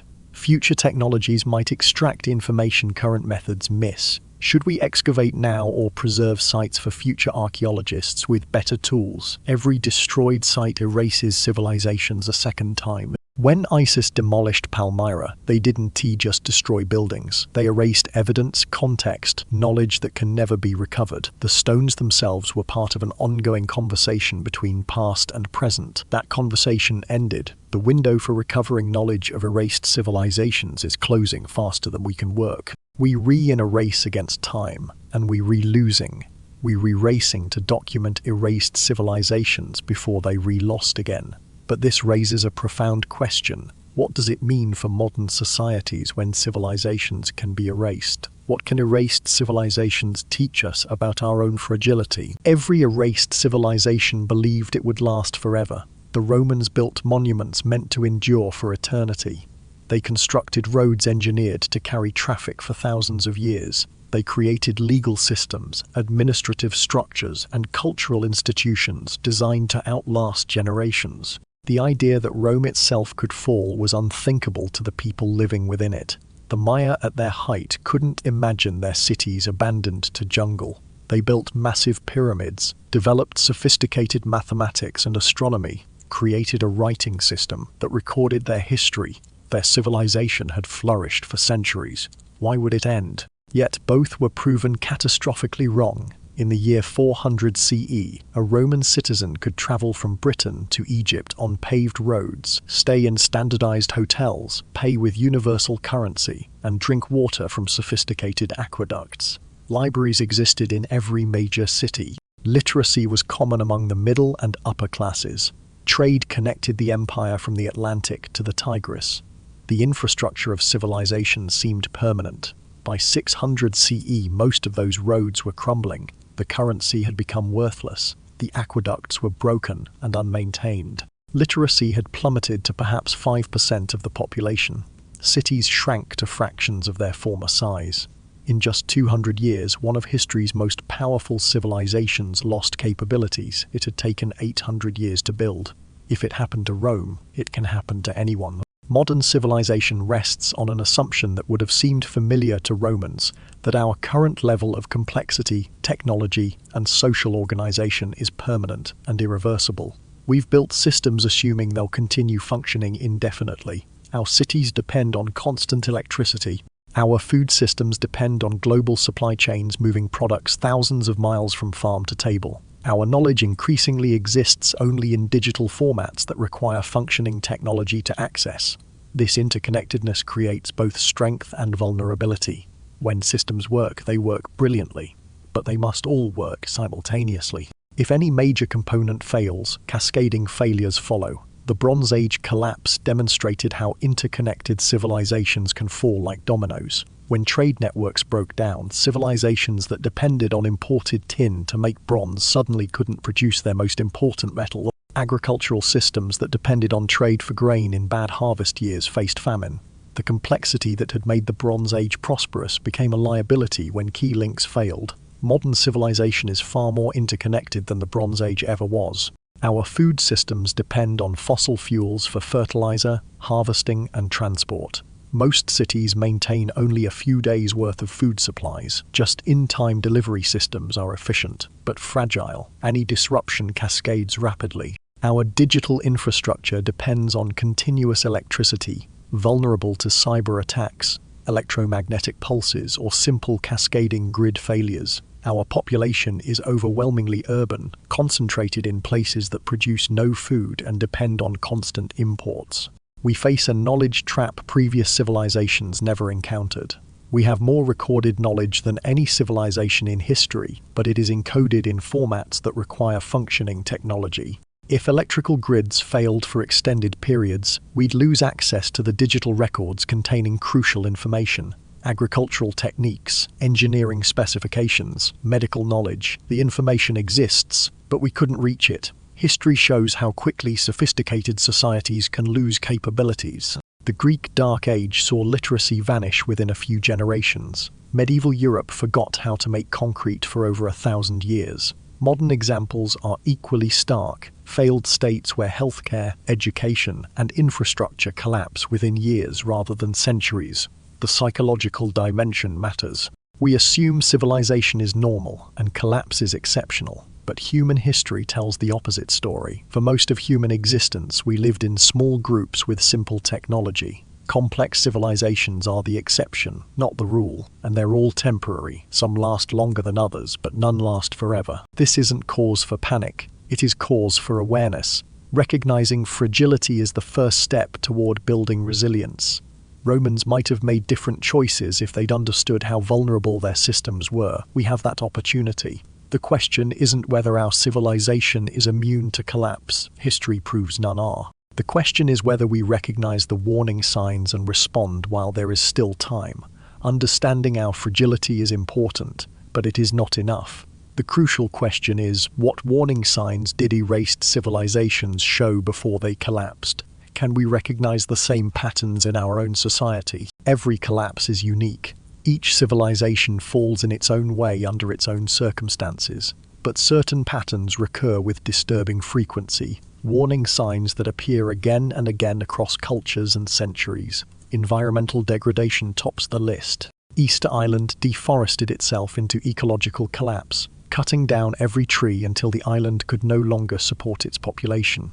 The Maya faced severe drought made worse by their own deforestation, which reduced rainfall and increased erosion. The ancestral Puebloans depleted soil nutrients and faced water scarcity in an already marginal environment. Rome degraded the agricultural heartlands of North Africa and Italy, facing declining yields even as population pressures increased. The modern parallels are uncomfortable. Global deforestation continues at unprecedented rates. Topsoil erodes faster than it forms. Aquifers deplete.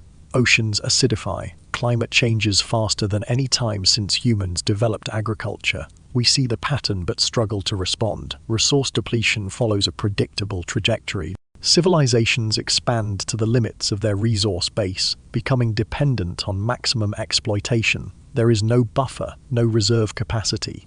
When resources decline, whether through depletion, climate change, or disrupted trade, the complex society can't be sustained. Rapid simplification or outright collapse follows. Political instability and inequality compound environmental stresses.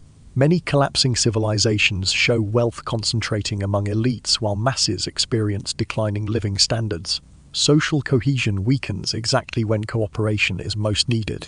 Internal conflict consumes resources that could address external challenges. Trust in institutions erodes. The civilization fragments from within even as external pressures mount. Sometimes the problem is ideological rigidity. Civilizations become committed to particular worldviews or problem-solving approaches. When conditions change and old solutions stop working, they can't adapt. The Maya civilization faced a severe drought in the 800s CE. They responded by building more temples and performing more religious ceremonies, trying to solve a climate crisis with ritual. It didn't work. Their cities were abandoned within a century. When civilizations face existential challenges, the natural response is to double down on whatever worked before. It is almost never the right answer. Are we making the same mistake? Complexity itself becomes a liability. Maintaining complex civilizations requires enormous energy and resources. When returns on complexity diminish, when maintaining the system costs more than it provides in benefits, collapse becomes likely. We see this in rising costs relative to outcomes. Healthcare consuming larger portions of GDP without proportional improvements in health.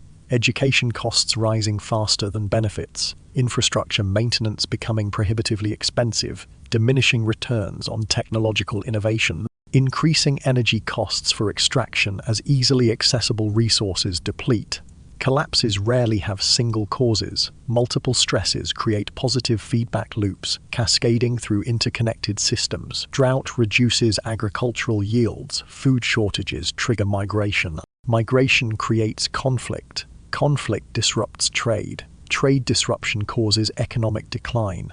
Economic decline weakens government capacity. Government weakness allows more conflict. The loops accelerate, each problem worsening others. The Roman philosopher Seneca observed that growth is gradual, but ruin is rapid. Modern researchers call this the Seneca cliff. Systems appear stable, even robust, until suddenly they're not. The collapse happens faster than the build-up.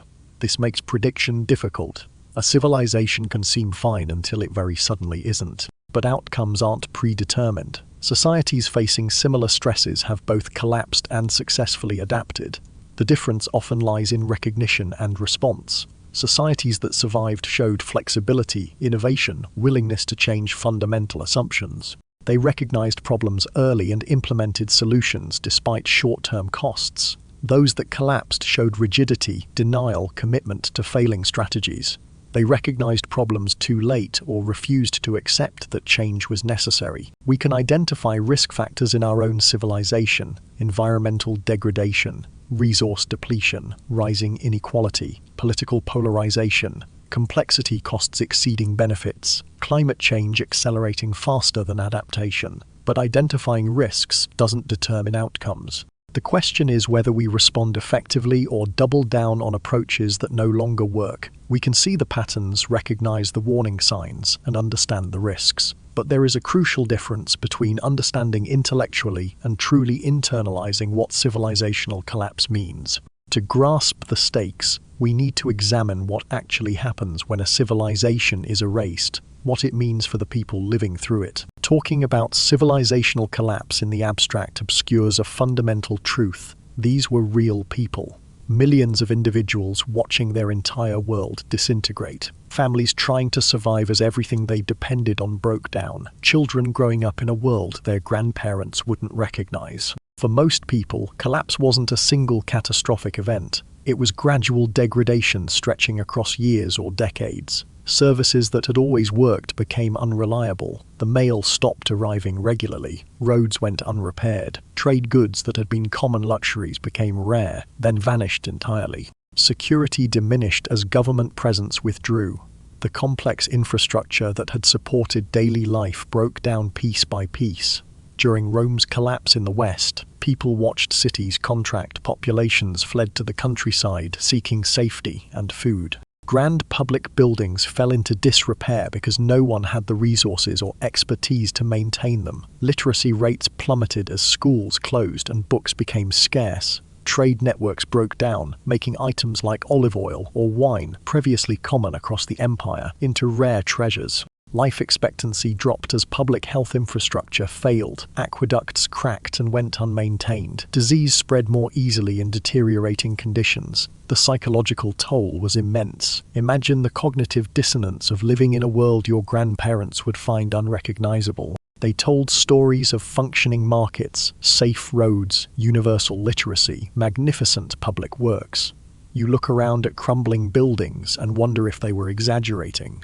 But the ruins prove they weren't.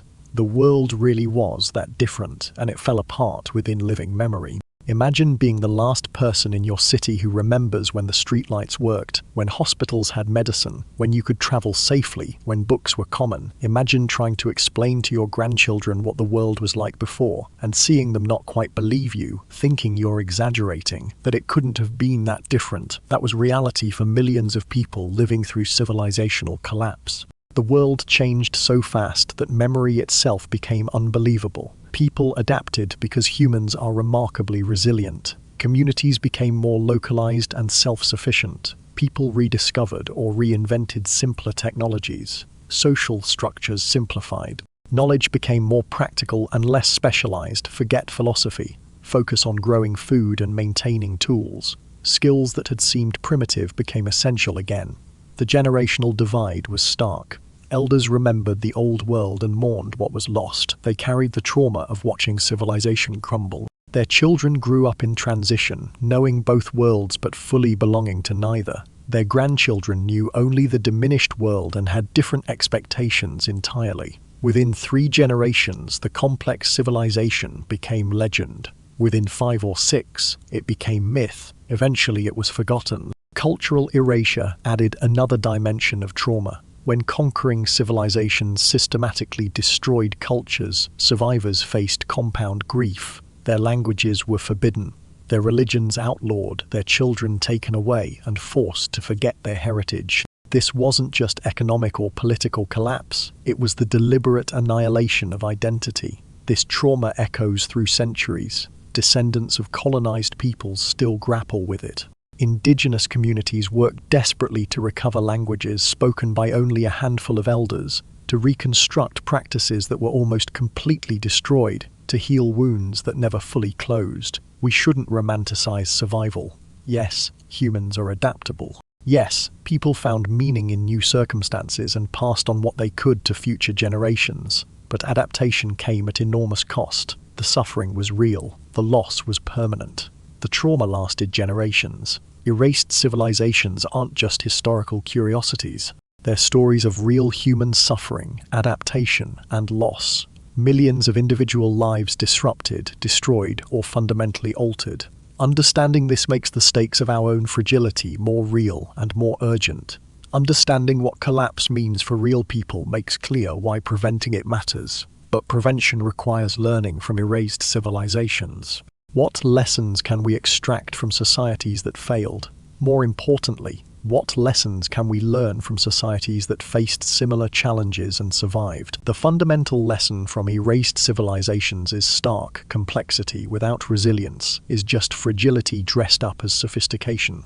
The most elaborate systems, the most efficient networks, the most impressive achievements, all of it becomes a liability when disruption comes, and there is no backup plan. Civilizations that survived weren't necessarily the most advanced. They were the ones that built in redundancy, maintained alternatives, and didn't put all their resources into single systems. Diversification protects against collapse in ways efficiency never can. Civilizations that relied on single crops faced catastrophe when climate changed or pests arrived. Those dependent on single trade routes collapsed when those routes were cut. Revenue systems based on single resources failed when those resources depleted or markets shifted. Polynesian societies that colonized multiple islands understood this instinctively. They maintained inter-island connections, traded resources, and could support each other when individual islands faced storms or droughts. An isolated island might be devastated by a hurricane. A network of islands sharing resources survived the same event. Local resilience matters more than global efficiency. Yes, global trade creates wealth and access to diverse goods. But societies that maintained local food production, local manufacturing, and local knowledge survived when broader networks failed. When Rome's trade networks collapsed, communities that could still feed themselves from local agriculture persisted. Those entirely dependent on imported grain starved. Every civilization that degraded its resource base eventually faced crisis. Every single one. The pattern is consistent across cultures and centuries. Societies that maintained sustainable relationships with their environment lasted longer, often much longer. New Guinea highlanders developed agricultural systems that maintained soil fertility for thousands of years. Other civilizations depleted their soils within centuries and collapsed. The difference wasn't technology, it was relationship, whether societies saw their environment as something to exploit until exhaustion or as something to maintain for future generations. Social cohesion determines survival during crisis. Highly unequal societies with weak social bonds proved vulnerable because they lacked the cooperation necessary to face challenges collectively.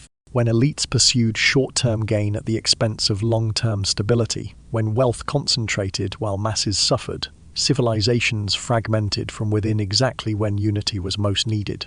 Societies with strong social safety nets, mechanisms for collective decision, making and relatively equitable distribution weathered crises better, not because they were wealthier, but because they could cooperate. Adaptability trumps almost everything else.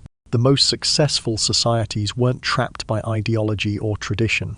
When conditions changed and old approaches stopped working, they adapted. They changed fundamental assumptions when survival demanded it.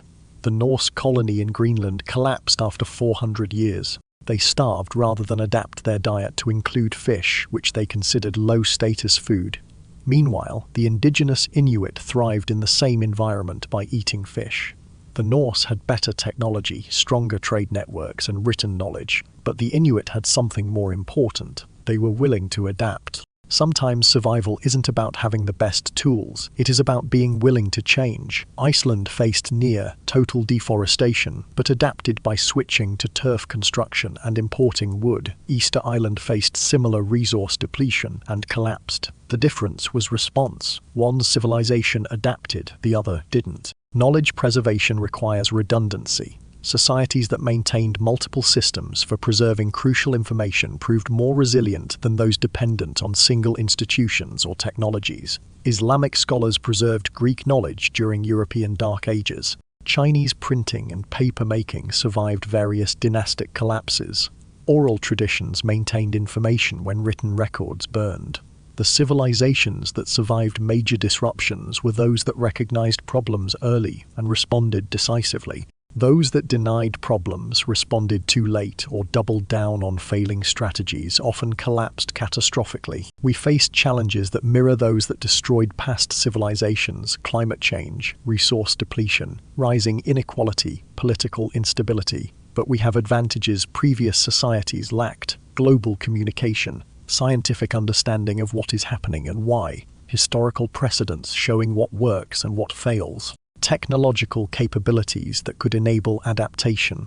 The question isn't whether we have the tools, it is whether we'll use them, whether we'll recognize problems early enough, whether we'll adapt or cling to approaches that no longer work. These lessons from the past are valuable, but implementing them requires understanding a crucial dynamic. Why do civilizations often fail to respond to visible threats? What prevents societies from adapting even when they can see disaster approaching? Every civilization that collapsed believed it was different. The Romans couldn't imagine their empire ending because it was too powerful, too sophisticated, too divinely ordained. The Maya believed their civilization was cosmically guaranteed. Modern societies believe our technology makes us invulnerable to the patterns that destroyed our predecessors. This time is different. That is what we always believe, and we're always wrong. Cognitive biases make learning from history nearly impossible. Normalcy bias makes us assume the future will resemble the past, even when evidence screams otherwise. We've experienced stable climate for our entire lives, so we assume it will remain stable, despite mounting evidence to the contrary. Sunk cost fallacy keeps us investing in failing systems rather than abandoning them for new approaches. We've built our entire civilization around fossil fuels, so we keep extracting them even as we recognize the long-term costs. Optimism bias makes us underestimate risks and overestimate our ability to handle challenges. We assume we're smarter than past civilizations, but we'll figure solutions out before catastrophe hits. Political structures create perverse incentives.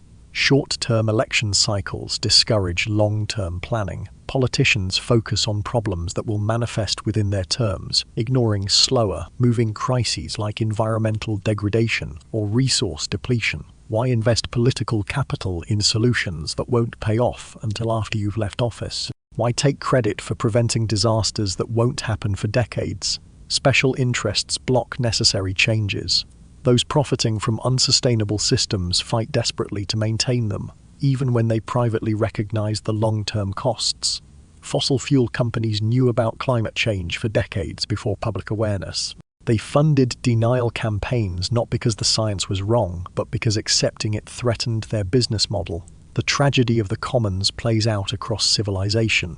When costs are diffuse but benefits concentrated, rational individual choices create collective disaster.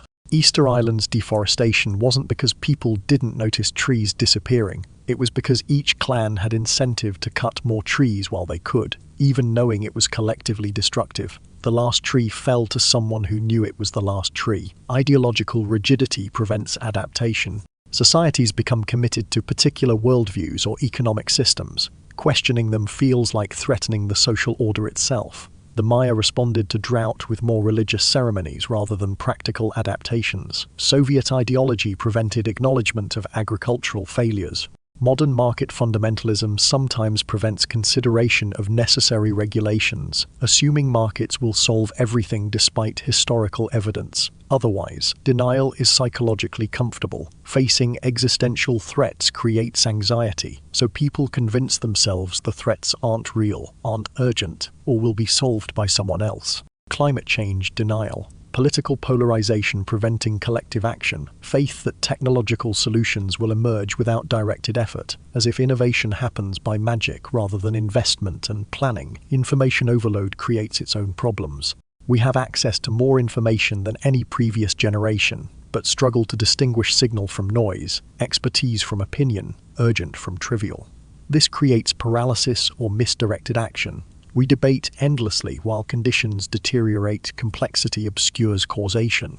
In simple societies, cause and effect were clearer. Plant seeds, harvest crops. In complex modern civilization, problems have multiple interacting causes. Solutions are unclear. Experts disagree. This enables endless debate, endless delay. In the 1970s, scientists warned that chlorofluorocarbons were destroying the ozone layer. Companies denied it. Politicians delayed. But eventually, facing undeniable evidence and catastrophic predictions, the world came together and banned CFCs in the Montreal Protocol. The ozone layer is recovering. We proved we can recognize an existential threat and respond collectively. So why can't we do it again? What is different, or more terrifying, what if nothing's different, and we just got lucky once? The harsh truth is that knowing history doesn't guarantee learning from it. We're not rational actors who automatically adjust behavior based on evidence. We're emotional, social beings influenced by tribalism, short-term thinking, and psychological defense mechanisms that prevent confronting uncomfortable truths until crisis forces change. Understanding why we fail to learn is depressing but necessary, because once we recognize the barriers, we can potentially overcome them. The question is, what would it take to create a civilization that learns from the past and builds genuine resilience? Instead of asking why civilizations collapse, perhaps we should ask why some persist. What makes the difference between societies that endure for millennia and those that flash briefly then vanish? Chinese civilization has maintained cultural continuity for over 4,000 years. Dynasties rose and fell. Invasions swept across the territory. Internal upheavals tore the society apart repeatedly. Yet something persisted, a cultural identity that survived every catastrophe. What enabled that persistence? Written language preserved knowledge across generations, creating continuity even when political systems changed. Bureaucratic traditions maintained function despite chaos at the top. Agricultural systems adapted to local environments rather than depending on single approaches. Cultural emphasis on education and historical continuity meant each generation deliberately passed knowledge to the next.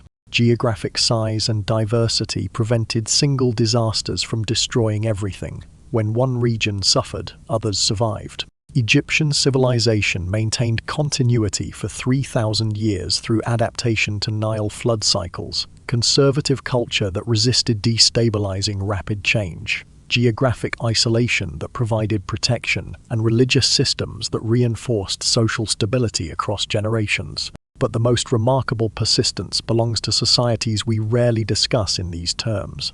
Aboriginal Australians maintained sustainable societies for over 60,000 years, longer than any civilization in recorded history by an order of magnitude. They survived ice ages, climate shifts, megafauna extinctions, and dramatic environmental changes. How? Not through technological dominance, but through deep knowledge of their environment, cultural practices that prevented overexploitation, and social systems designed for long-term persistence rather than maximum growth. What if sustainability isn't about having the best technology? It is about having the right values. Modern civilization could learn from these examples.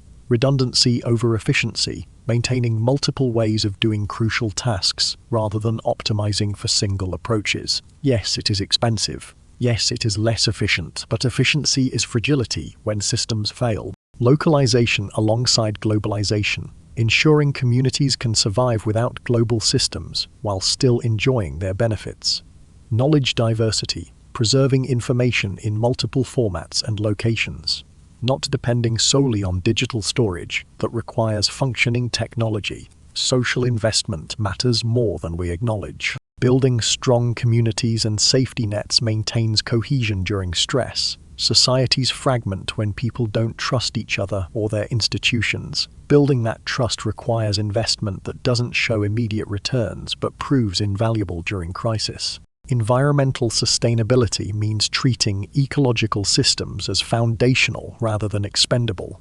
Every civilization that degraded its resource base eventually paid the price. We're not exempt from that pattern. Long-term thinking requires creating institutions and incentives that value outcomes beyond immediate profit or political cycles. This means governance systems that can make difficult decisions for long-term benefit despite short-term costs. Educational systems that emphasize critical thinking, practical skills, and historical awareness rather than just job training. Adaptive capacity, building systems that can change when conditions demand it rather than systems committed to maintaining status quo. The challenge is real. Building for long-term resilience often conflicts with short-term optimization. Redundancy costs more than efficiency.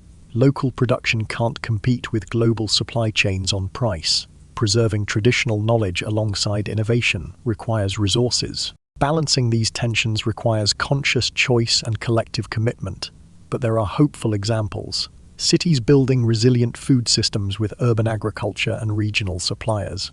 communities developing renewable energy independence, educational movements emphasizing sustainability and ecological literacy, political movements demanding long-term planning, technological innovations creating more resilient infrastructure, distributed rather than centralized systems, local capabilities alongside global connections. We don't have all the answers. Different societies will find different solutions based on their circumstances and values. But we can learn from both successes and failures. We can combine historical wisdom with modern capabilities. We can choose to build societies designed for persistence rather than maximum short-term extraction. The civilizations that lasted weren't necessarily the most powerful or sophisticated. They were the ones that understood limits, maintained balance, and built systems that could survive disruption.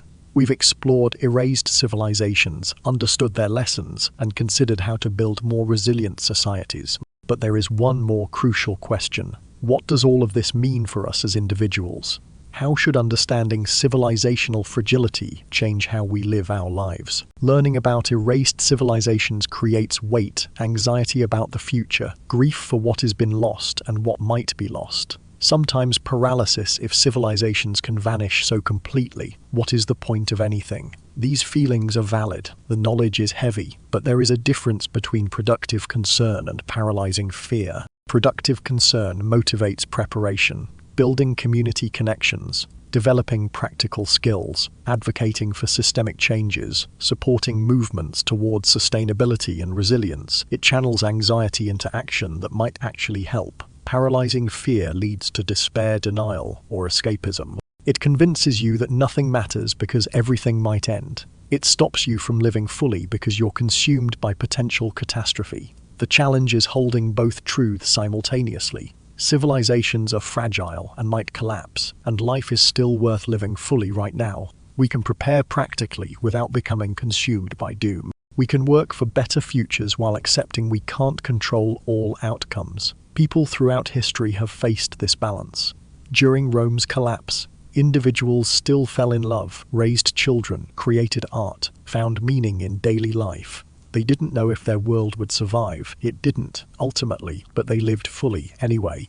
The Stoic philosopher Epictetus was born a slave in Rome, lived through Nero's reign of terror, and died during an era of political chaos. His life was defined by uncertainty and lack of control. Yet he developed a philosophy of profound peace and agency. Focus on what you can control, your thoughts, values, and responses, and accept what you can't. 2,000 years later, his wisdom remains relevant. We can't control whether our civilization lasts, but we can control who we choose to be within it. Practical responses help. Building community resilience through local connections and mutual aid networks. Developing skills that remain useful regardless of what future arrives. Growing food, repairing things, caring for health, maintaining relationships. Diversifying dependencies rather than relying solely on complex systems that might fail. Preserving knowledge and culture through multiple channels. Staying politically engaged matters but requires boundaries, working for systemic change without being consumed by outcomes beyond your control. Recognizing that individual actions aggregate into collective patterns that shape the future, while accepting that you can't single-handedly save civilization. Philosophical frameworks provide perspective. Buddhism teaches impermanence. Everything changes, nothing lasts forever. And that is not tragic, it is simply true. Finding peace means accepting rather than resisting that reality. Existentialism suggests we create meaning through our choices regardless of ultimate outcomes. The universe might be indifferent, civilizations might be temporary, but meaning emerges from how we choose to live anyway. Legacy thinking shifts perspective. Rather than assuming our specific civilization will last forever, we can focus on contributing to the long arc of human knowledge and culture, creating things worth preserving, teaching what is valuable, being good ancestors to future humans, however different their world might be. Even if our particular civilization doesn't survive, we can contribute to whatever comes next. There is a paradox of agency. Individually, we have limited power to change civilizational outcomes, but collectively, we determine those outcomes. Our individual choices about consumption, community, political engagement, and values aggregate into the collective patterns that shape society. We're simultaneously powerless and powerful, and learning to hold both truths is part of maturity. Avoiding extremes serves us better than committing to either.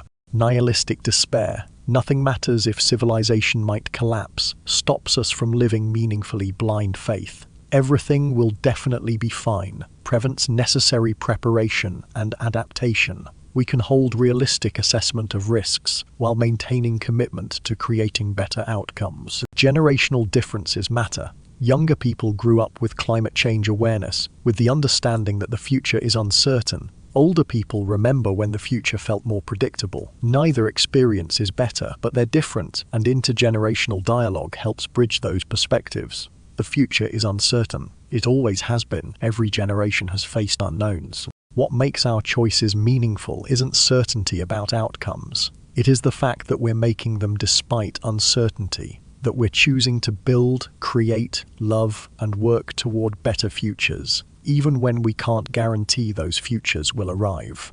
Understanding how to live with uncertainty is crucial, but it raises another question. What should we actually do with the knowledge of erased civilizations? How does it change our priorities, our values, our daily choices? If everything might change dramatically within our lifetimes, if the systems we depend on might fail, if the future is genuinely uncertain, what actually matters? The question reshapes priorities in fundamental ways.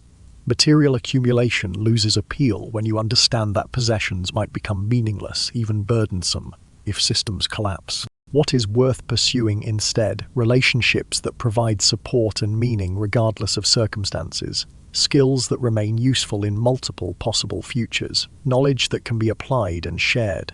Experiences that enrich life now rather than deferred gratification that might never arrive. Different priorities emerge from this understanding. Building strong community networks becomes more valuable than accumulating individual wealth that might evaporate. Practical skills, growing food, repairing things, providing care, become more valuable than specialized expertise that only functions within complex systems. Wisdom and adaptability become more valuable than specific technical knowledge that might become obsolete. Good relationships become more valuable than status or possessions that fail to provide actual security or meaning. There are collapse-proof values, things that remain meaningful regardless of what happens to civilization. Love, creativity, learning, helping others, experiencing beauty, pursuing truth, maintaining integrity. These create meaning whether civilization lasts another 1,000 years or collapses tomorrow. This understanding shifts daily choices in concrete ways. Maybe you invest more energy in local community and less in distant investment portfolios that might disappear in a crisis. Maybe you learn to grow food, repair equipment, or provide basic healthcare, skills that have value in any future. Maybe you prioritize strengthening family and friendship bonds over career advancement that might prove hollow. Maybe you create art, write, or teach, contributing to human culture in ways that might outlast you. In Pompeii, archaeologists found a wealthy home full of gold, silver, fine art, and luxury goods.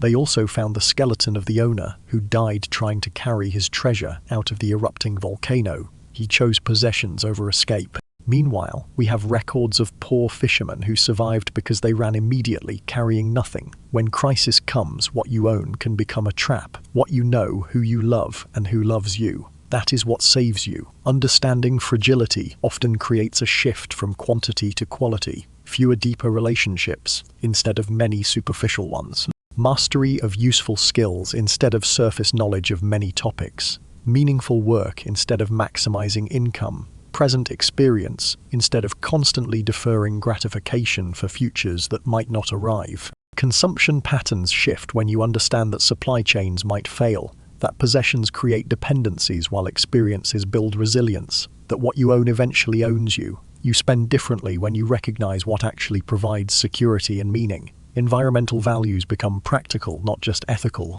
Understanding how environmental degradation contributed to past collapses makes sustainable living about protecting the systems we depend on. It is enlightened self-interest as much as altruism. Intergenerational responsibility takes on new weight. What do we owe children and future humans? Maybe not maximum inheritance wealth that might prove worthless, but knowledge, skills, cultural richness, and a livable planet. Things that retain value across different possible futures. Career choices shift. Jobs that build community resilience, restore ecosystems, preserve knowledge, or develop sustainable systems become more attractive than jobs maximizing profit extraction from systems that might not last. Political engagement becomes urgent. Understanding systemic risks makes advocating for long-term sustainability, social cohesion, and resilient infrastructure feel necessary rather than optional. These value shifts often conflict with dominant cultural messages about success, consumption, and progress. Living counterculturally requires conviction and community. You're balancing present responsibilities, earning a living meeting obligations with longer-term preparation and value alignment. Understanding civilizational fragility doesn't lead to nihilism. It clarifies priorities. It focuses attention on what actually creates resilience, meaning, and lasting value rather than what culture says should matter. These personal value shifts matter, but individual changes alone won't determine civilizational outcomes. That requires collective action, systemic change, and political will. What would it take to move from individual awareness to collective transformation? Individual preparation matters. Learning skills, building relationships, clarifying values. These things create personal resilience, but they can't solve systemic problems. Climate change, resource depletion, political instability, rising inequality, these require collective action at scales beyond individual control. Yet individual and collective aren't separate. They're connected through layers of influence. Individual choices create culture. Culture shapes institutions. Institutions determine policy. Policy affects collective outcomes. Change must happen at all levels, simultaneously, each reinforcing the others. Resilient civilizations require strong communities. People who know each other, trust each other, help each other. This starts locally. Neighbors organizing mutual aid, community gardens, local organizations building social capital, small-scale cooperation that demonstrates what is possible and creates networks that strengthen under stress. Political engagement remains essential despite frustrations with dysfunction. Voting, advocacy, protest, organizing, running for office, supporting candidates who prioritize long-term sustainability over short-term profit. Focus on local politics where individual impact is more visible. Build coalitions across ideological divides around shared interests in resilience. Frame sustainability not as ideology but as practical necessity. Celebrate incremental progress while pushing for systemic transformation. Institutional change requires working within existing systems, governments, corporations, universities, non-profits, to shift priorities towards sustainability and resilience, creating new institutions designed around long-term thinking, reforming incentive structures that currently reward short-term extraction over long-term stability. Narrative and culture matter more than we often acknowledge. How societies think about progress, success, and the good life determines collective choices. Artists, writers, educators, media creators shape understanding and values. Changing the stories we tell changes what seems possible, desirable, normal. Expertise and science provide crucial guidance, supporting rigorous research, respecting evidence-based policy, fighting anti-intellectualism and science denial, learning to communicate complex information effectively to diverse audiences without condescension or jargon. The challenges are increasingly global, requiring international cooperation, despite nationalist pressures. Building solidarity across borders while respecting local autonomy, recognizing that climate and resource challenges don't respect national boundaries, that solutions require coordination at unprecedented scales. Barriers are real. Entrenched power structures resist change. Short-term incentives conflict with long-term needs. Political polarization prevents cooperation. Economic systems reward extraction over sustainability. Acknowledging these barriers isn't pessimism, it is realism about what we're up against. But change happens. Tipping points emerge where sufficient pressure overcomes resistance.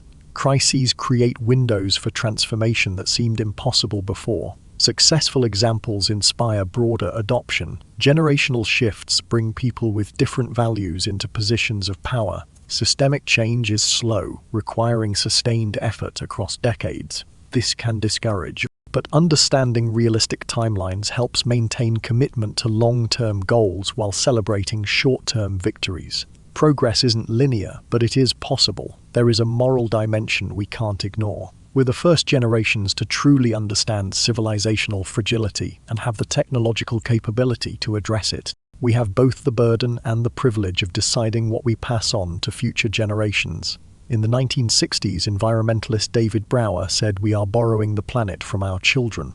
But that is wrong. We're not borrowing it. Borrowing implies we'll return it. What we're actually doing is deciding what world we leave them. Will it be a world with stable climate, rich biodiversity, functioning ecosystems, and resilient communities? Or a world depleted, degraded, and dangerous? We don't get to avoid choosing. Inaction is a choice. It is choosing the latter. This creates obligation to act with awareness of consequences, to prioritize long-term flourishing over short-term comfort, to be good ancestors rather than reckless consumers. But obligation comes with capability. Collective action is how humans have always solved large-scale challenges. We built civilizations cooperatively. We can sustain them cooperatively. We've proven we can recognize existential threats and respond. We've done it before with the ozone layer, with various environmental recoveries, with disease eradication efforts. The question isn't whether we're capable of collective action. It is whether we're willing to do what is necessary despite the costs, the conflicts, the uncertainty about outcomes. We've explored erased civilizations, understood their lessons, confronted our own fragility, and considered both personal and collective responses. Now, as we conclude this journey, we must ask, what does it all mean? What story do we tell ourselves about being human in a time of civilizational uncertainty? Step back far enough and the perspective shifts entirely. Humans have existed for roughly 300,000 years, anatomically modern humans for about 200,000 years, behaviorally modern humans, people who thought and felt essentially as we do, for perhaps 50,000 years. Agriculture is only 12,000 years old, writing 5,000 industrial civilization 200. The complex world we consider normal cities, global trade, digital technology, scientific understanding represents a fraction of a percent of human existence. For most of our history, we lived in small groups. We left minimal archaeological trace. We maintained culture through oral tradition and practical demonstration. The elaborate civilizations we've been discussing are exceptions, not the norm of human experience. Yet here is what matters. Civilizations rise and fall, but humanity persists. We've survived ice ages that covered continents in kilometer-thick ice. We've survived supervolcano eruptions that dimmed the sun for years. We've survived climate shifts, regional catastrophes, countless disasters that destroyed specific societies. As a species, we're remarkably resilient, even though our civilizations are fragile. Certain things persist across even the darkest collapses. Fire, tools, basic agriculture, textile production. These technologies get preserved, transmitted, reinvented. Social structures like families and communities endure. Human drives, curiosity, creativity, love, the search for meaning, persist regardless of civilizational complexity. Knowledge gets rediscovered. Basic astronomy, mathematics, ecological understanding. These emerge repeatedly across cultures. Humanity as a whole remembers more than any specific civilization. Knowledge transmits across cultures, gets preserved in multiple forms, resurfaces after centuries of loss. Our current moment is unique in human history. We're the first civilization to scientifically understand our own fragility by studying past collapses. We're the first facing globally coordinated challenges that require species-level cooperation. We're the first with technological capability to preserve knowledge redundantly across multiple media and locations. We're the first that could potentially avoid collapse through deliberate application of historical lessons. But we're also the first civilization capable of causing genuinely global catastrophes. Climate change doesn't respect borders. Nuclear weapons could end complex civilization everywhere simultaneously. Ecosystem destruction affects the entire planet. From a geological perspective, our entire civilization is a brief moment, a thin layer in rock strata. But from a human perspective, it is everything. Generations of accumulated knowledge, billions of individual lives, each one containing entire worlds of experience, cultural richness beyond measure. Both perspectives matter. 65 million years from now, when paleontologists of whatever species exists then dig through layers of rock, they'll find a thin layer of unusual materials, concentrated plastic, concrete, radioactive isotopes, and chemical signatures of massive fossil fuel burning. They'll call it the Anthropocene, the age when humans briefly dominated Earth. Will that layer contain evidence of a species that understood its power and used it wisely, or evidence of a species that understood its power and used it anyway? The answer is being written right now by us.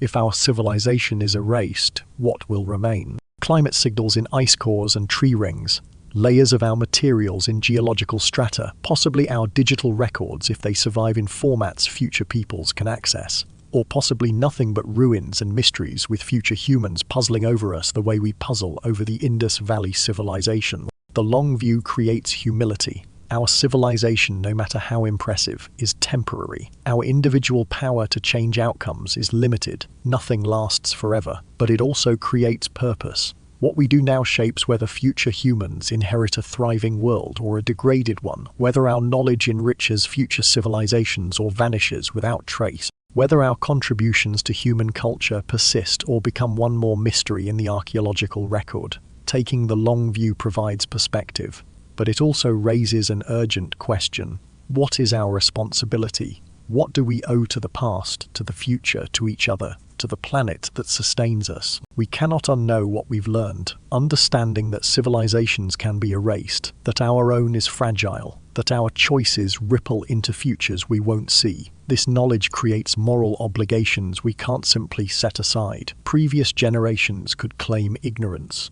They didn't know that burning fossil fuels would change the climate. They didn't understand how inequality destabilizes societies over generations. They couldn't see the long-term consequences of their actions clearly.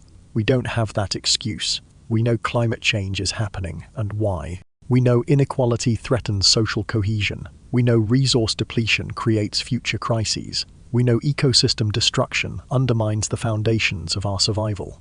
This knowledge creates responsibility to act accordingly, even when action is difficult or costly. Being good ancestors means making decisions that benefit people we'll never meet, protecting things whose loss we won't personally suffer, investing in futures we won't live to see. It requires expanding our circle of moral concern beyond immediate family, beyond our community, beyond our nation, to include distant future humans and even other species whose well-being depends on choices we make now. We owe something to the past. Thousands of generations built, created, and preserved what we inherited. The accumulated knowledge, the art, the infrastructure. We're beneficiaries of their efforts. Squandering that legacy dishonors their sacrifice and vision. We owe something to the present. Billions of humans currently alive, many already suffering from environmental degradation and social instability, largely caused by the wealthiest and most powerful. There is a justice question here. How can we ask poor nations to sacrifice development when rich nations created most problems? How do we balance competing needs when resources are limited and time is short? We owe something to the future. A livable planet, functioning ecosystems, preserved knowledge, resilient communities. The possibility of flourishing lives. Future humans are as real as present ones, their needs as legitimate, even though temporal distance makes them psychologically distant to us. Different ethical frameworks approach this differently. Utilitarianism says maximize well-being across all affected parties, including future generations. Deontology says we have duties regardless of consequences. Virtue ethics says cultivate character that makes us good ancestors. Care ethics emphasizes relationships and responsibility to those dependent on us, but they all point towards similar conclusions. We have obligations beyond immediate self-interest. Our particular moment carries both privilege and burden. We're among the wealthiest, most educated, most powerful humans who have ever lived. We have more knowledge, more capability, more options than almost any previous generation, which means we can't claim ignorance or powerlessness. Our choices carry moral weight precisely because we have choices. Acting for long-term sustainability requires sacrifice, consuming less, changing lifestyles, supporting policies that may cost us personally. But the cost of inaction gets borne primarily by future generations and vulnerable populations who didn't create the problems but will suffer the consequences. Is that ethical? The people of Easter Island who cut down the last tree knew it was the last tree. They could see the deforestation happening. They knew their soil was eroding. They knew their society was in trouble. They cut it down anyway. When future generations ask why we didn't act despite knowing the consequences, what will our answer be? That we were too busy, too divided, that we chose comfort over responsibility, or that we tried, even when it was hard, because we understood what we owed to those who come after.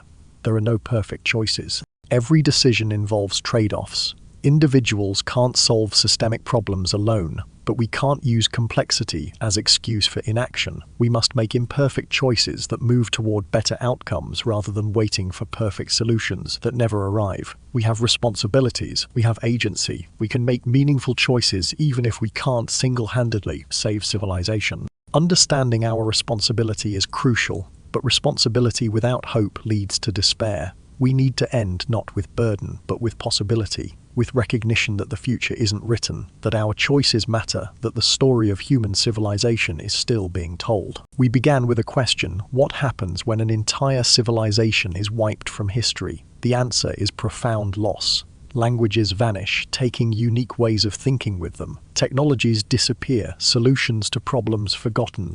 Stories evaporate, entire ways of being human erased. Millions of lives become invisible. Billions of hours of experience fade to silence. Accumulated wisdom dissolves into mystery, leaving future humans to puzzle over ruins and wonder what was lost. But we've discovered something else through this journey. Erasure isn't inevitable. Some knowledge survives, preserved in unexpected ways. Some civilizations endure for millennia. Humans persist and rebuild after catastrophe.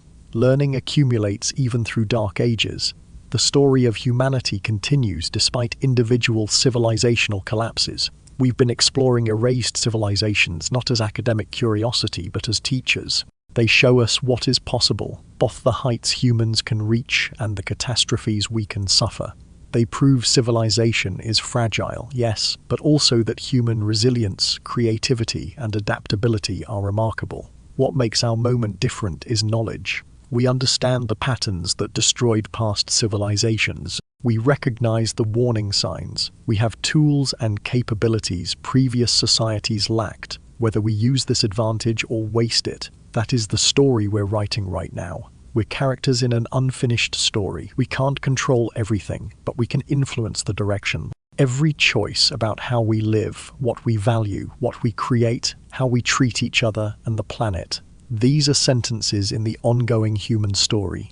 Giving up looks like accepting degradation as inevitable, prioritizing short-term comfort over long-term survival, accumulating what we can while we can, becoming resigned to a diminished future, watching problems grow while convincing ourselves someone else will solve them. Trying looks different. Building communities that can weather storms, fighting for sustainability even when it is difficult, preserving knowledge in multiple forms, creating beauty that might outlast us, maintaining hope when outcomes are uncertain, being good ancestors to people we'll never meet. Trying doesn't guarantee success. We might fail despite best efforts. Civilizations might collapse anyway, but trying creates meaning regardless of outcomes, and it is the only path that might lead to better futures. Even if our specific civilization doesn't last forever, what we create, preserve, and teach contributes to the long arc of human culture. Art we make, knowledge we preserve, kindness we show, justice we fight for, beauty we create. These ripple forward in ways we can't fully predict. Civilizations persist partly through shared stories about who we are and what we value. We can choose to tell stories of cooperation over competition, sustainability over extraction, long-term wisdom over short-term profit, community over isolation. The stories we tell shape the civilizations we build. We don't know if human civilization will exist in 500 years, let alone 5,000. But that has always been true. Every generation has faced uncertainty. What matters isn't certainty but commitment to living well, building wisely, caring deeply, acting justly. Every civilization that was erased from history had a final day, a last moment when their language was spoken, their stories told, their fires burned. No one knew it was the last day. It just was. Our civilization will have a last day too. We don't know when, but we can decide what we do with the days before that. We can choose to build societies worth lasting, to create knowledge worth preserving, To tell stories worth remembering, to be ancestors worth honoring, the civilizations that were erased teach us one final lesson: nothing lasts forever. But that doesn't mean nothing matters. It means everything matters, especially what we do right now. The story of humanity continues as long as we persist and remember we're part of that story. What we write matters. Let's write something worth preserving.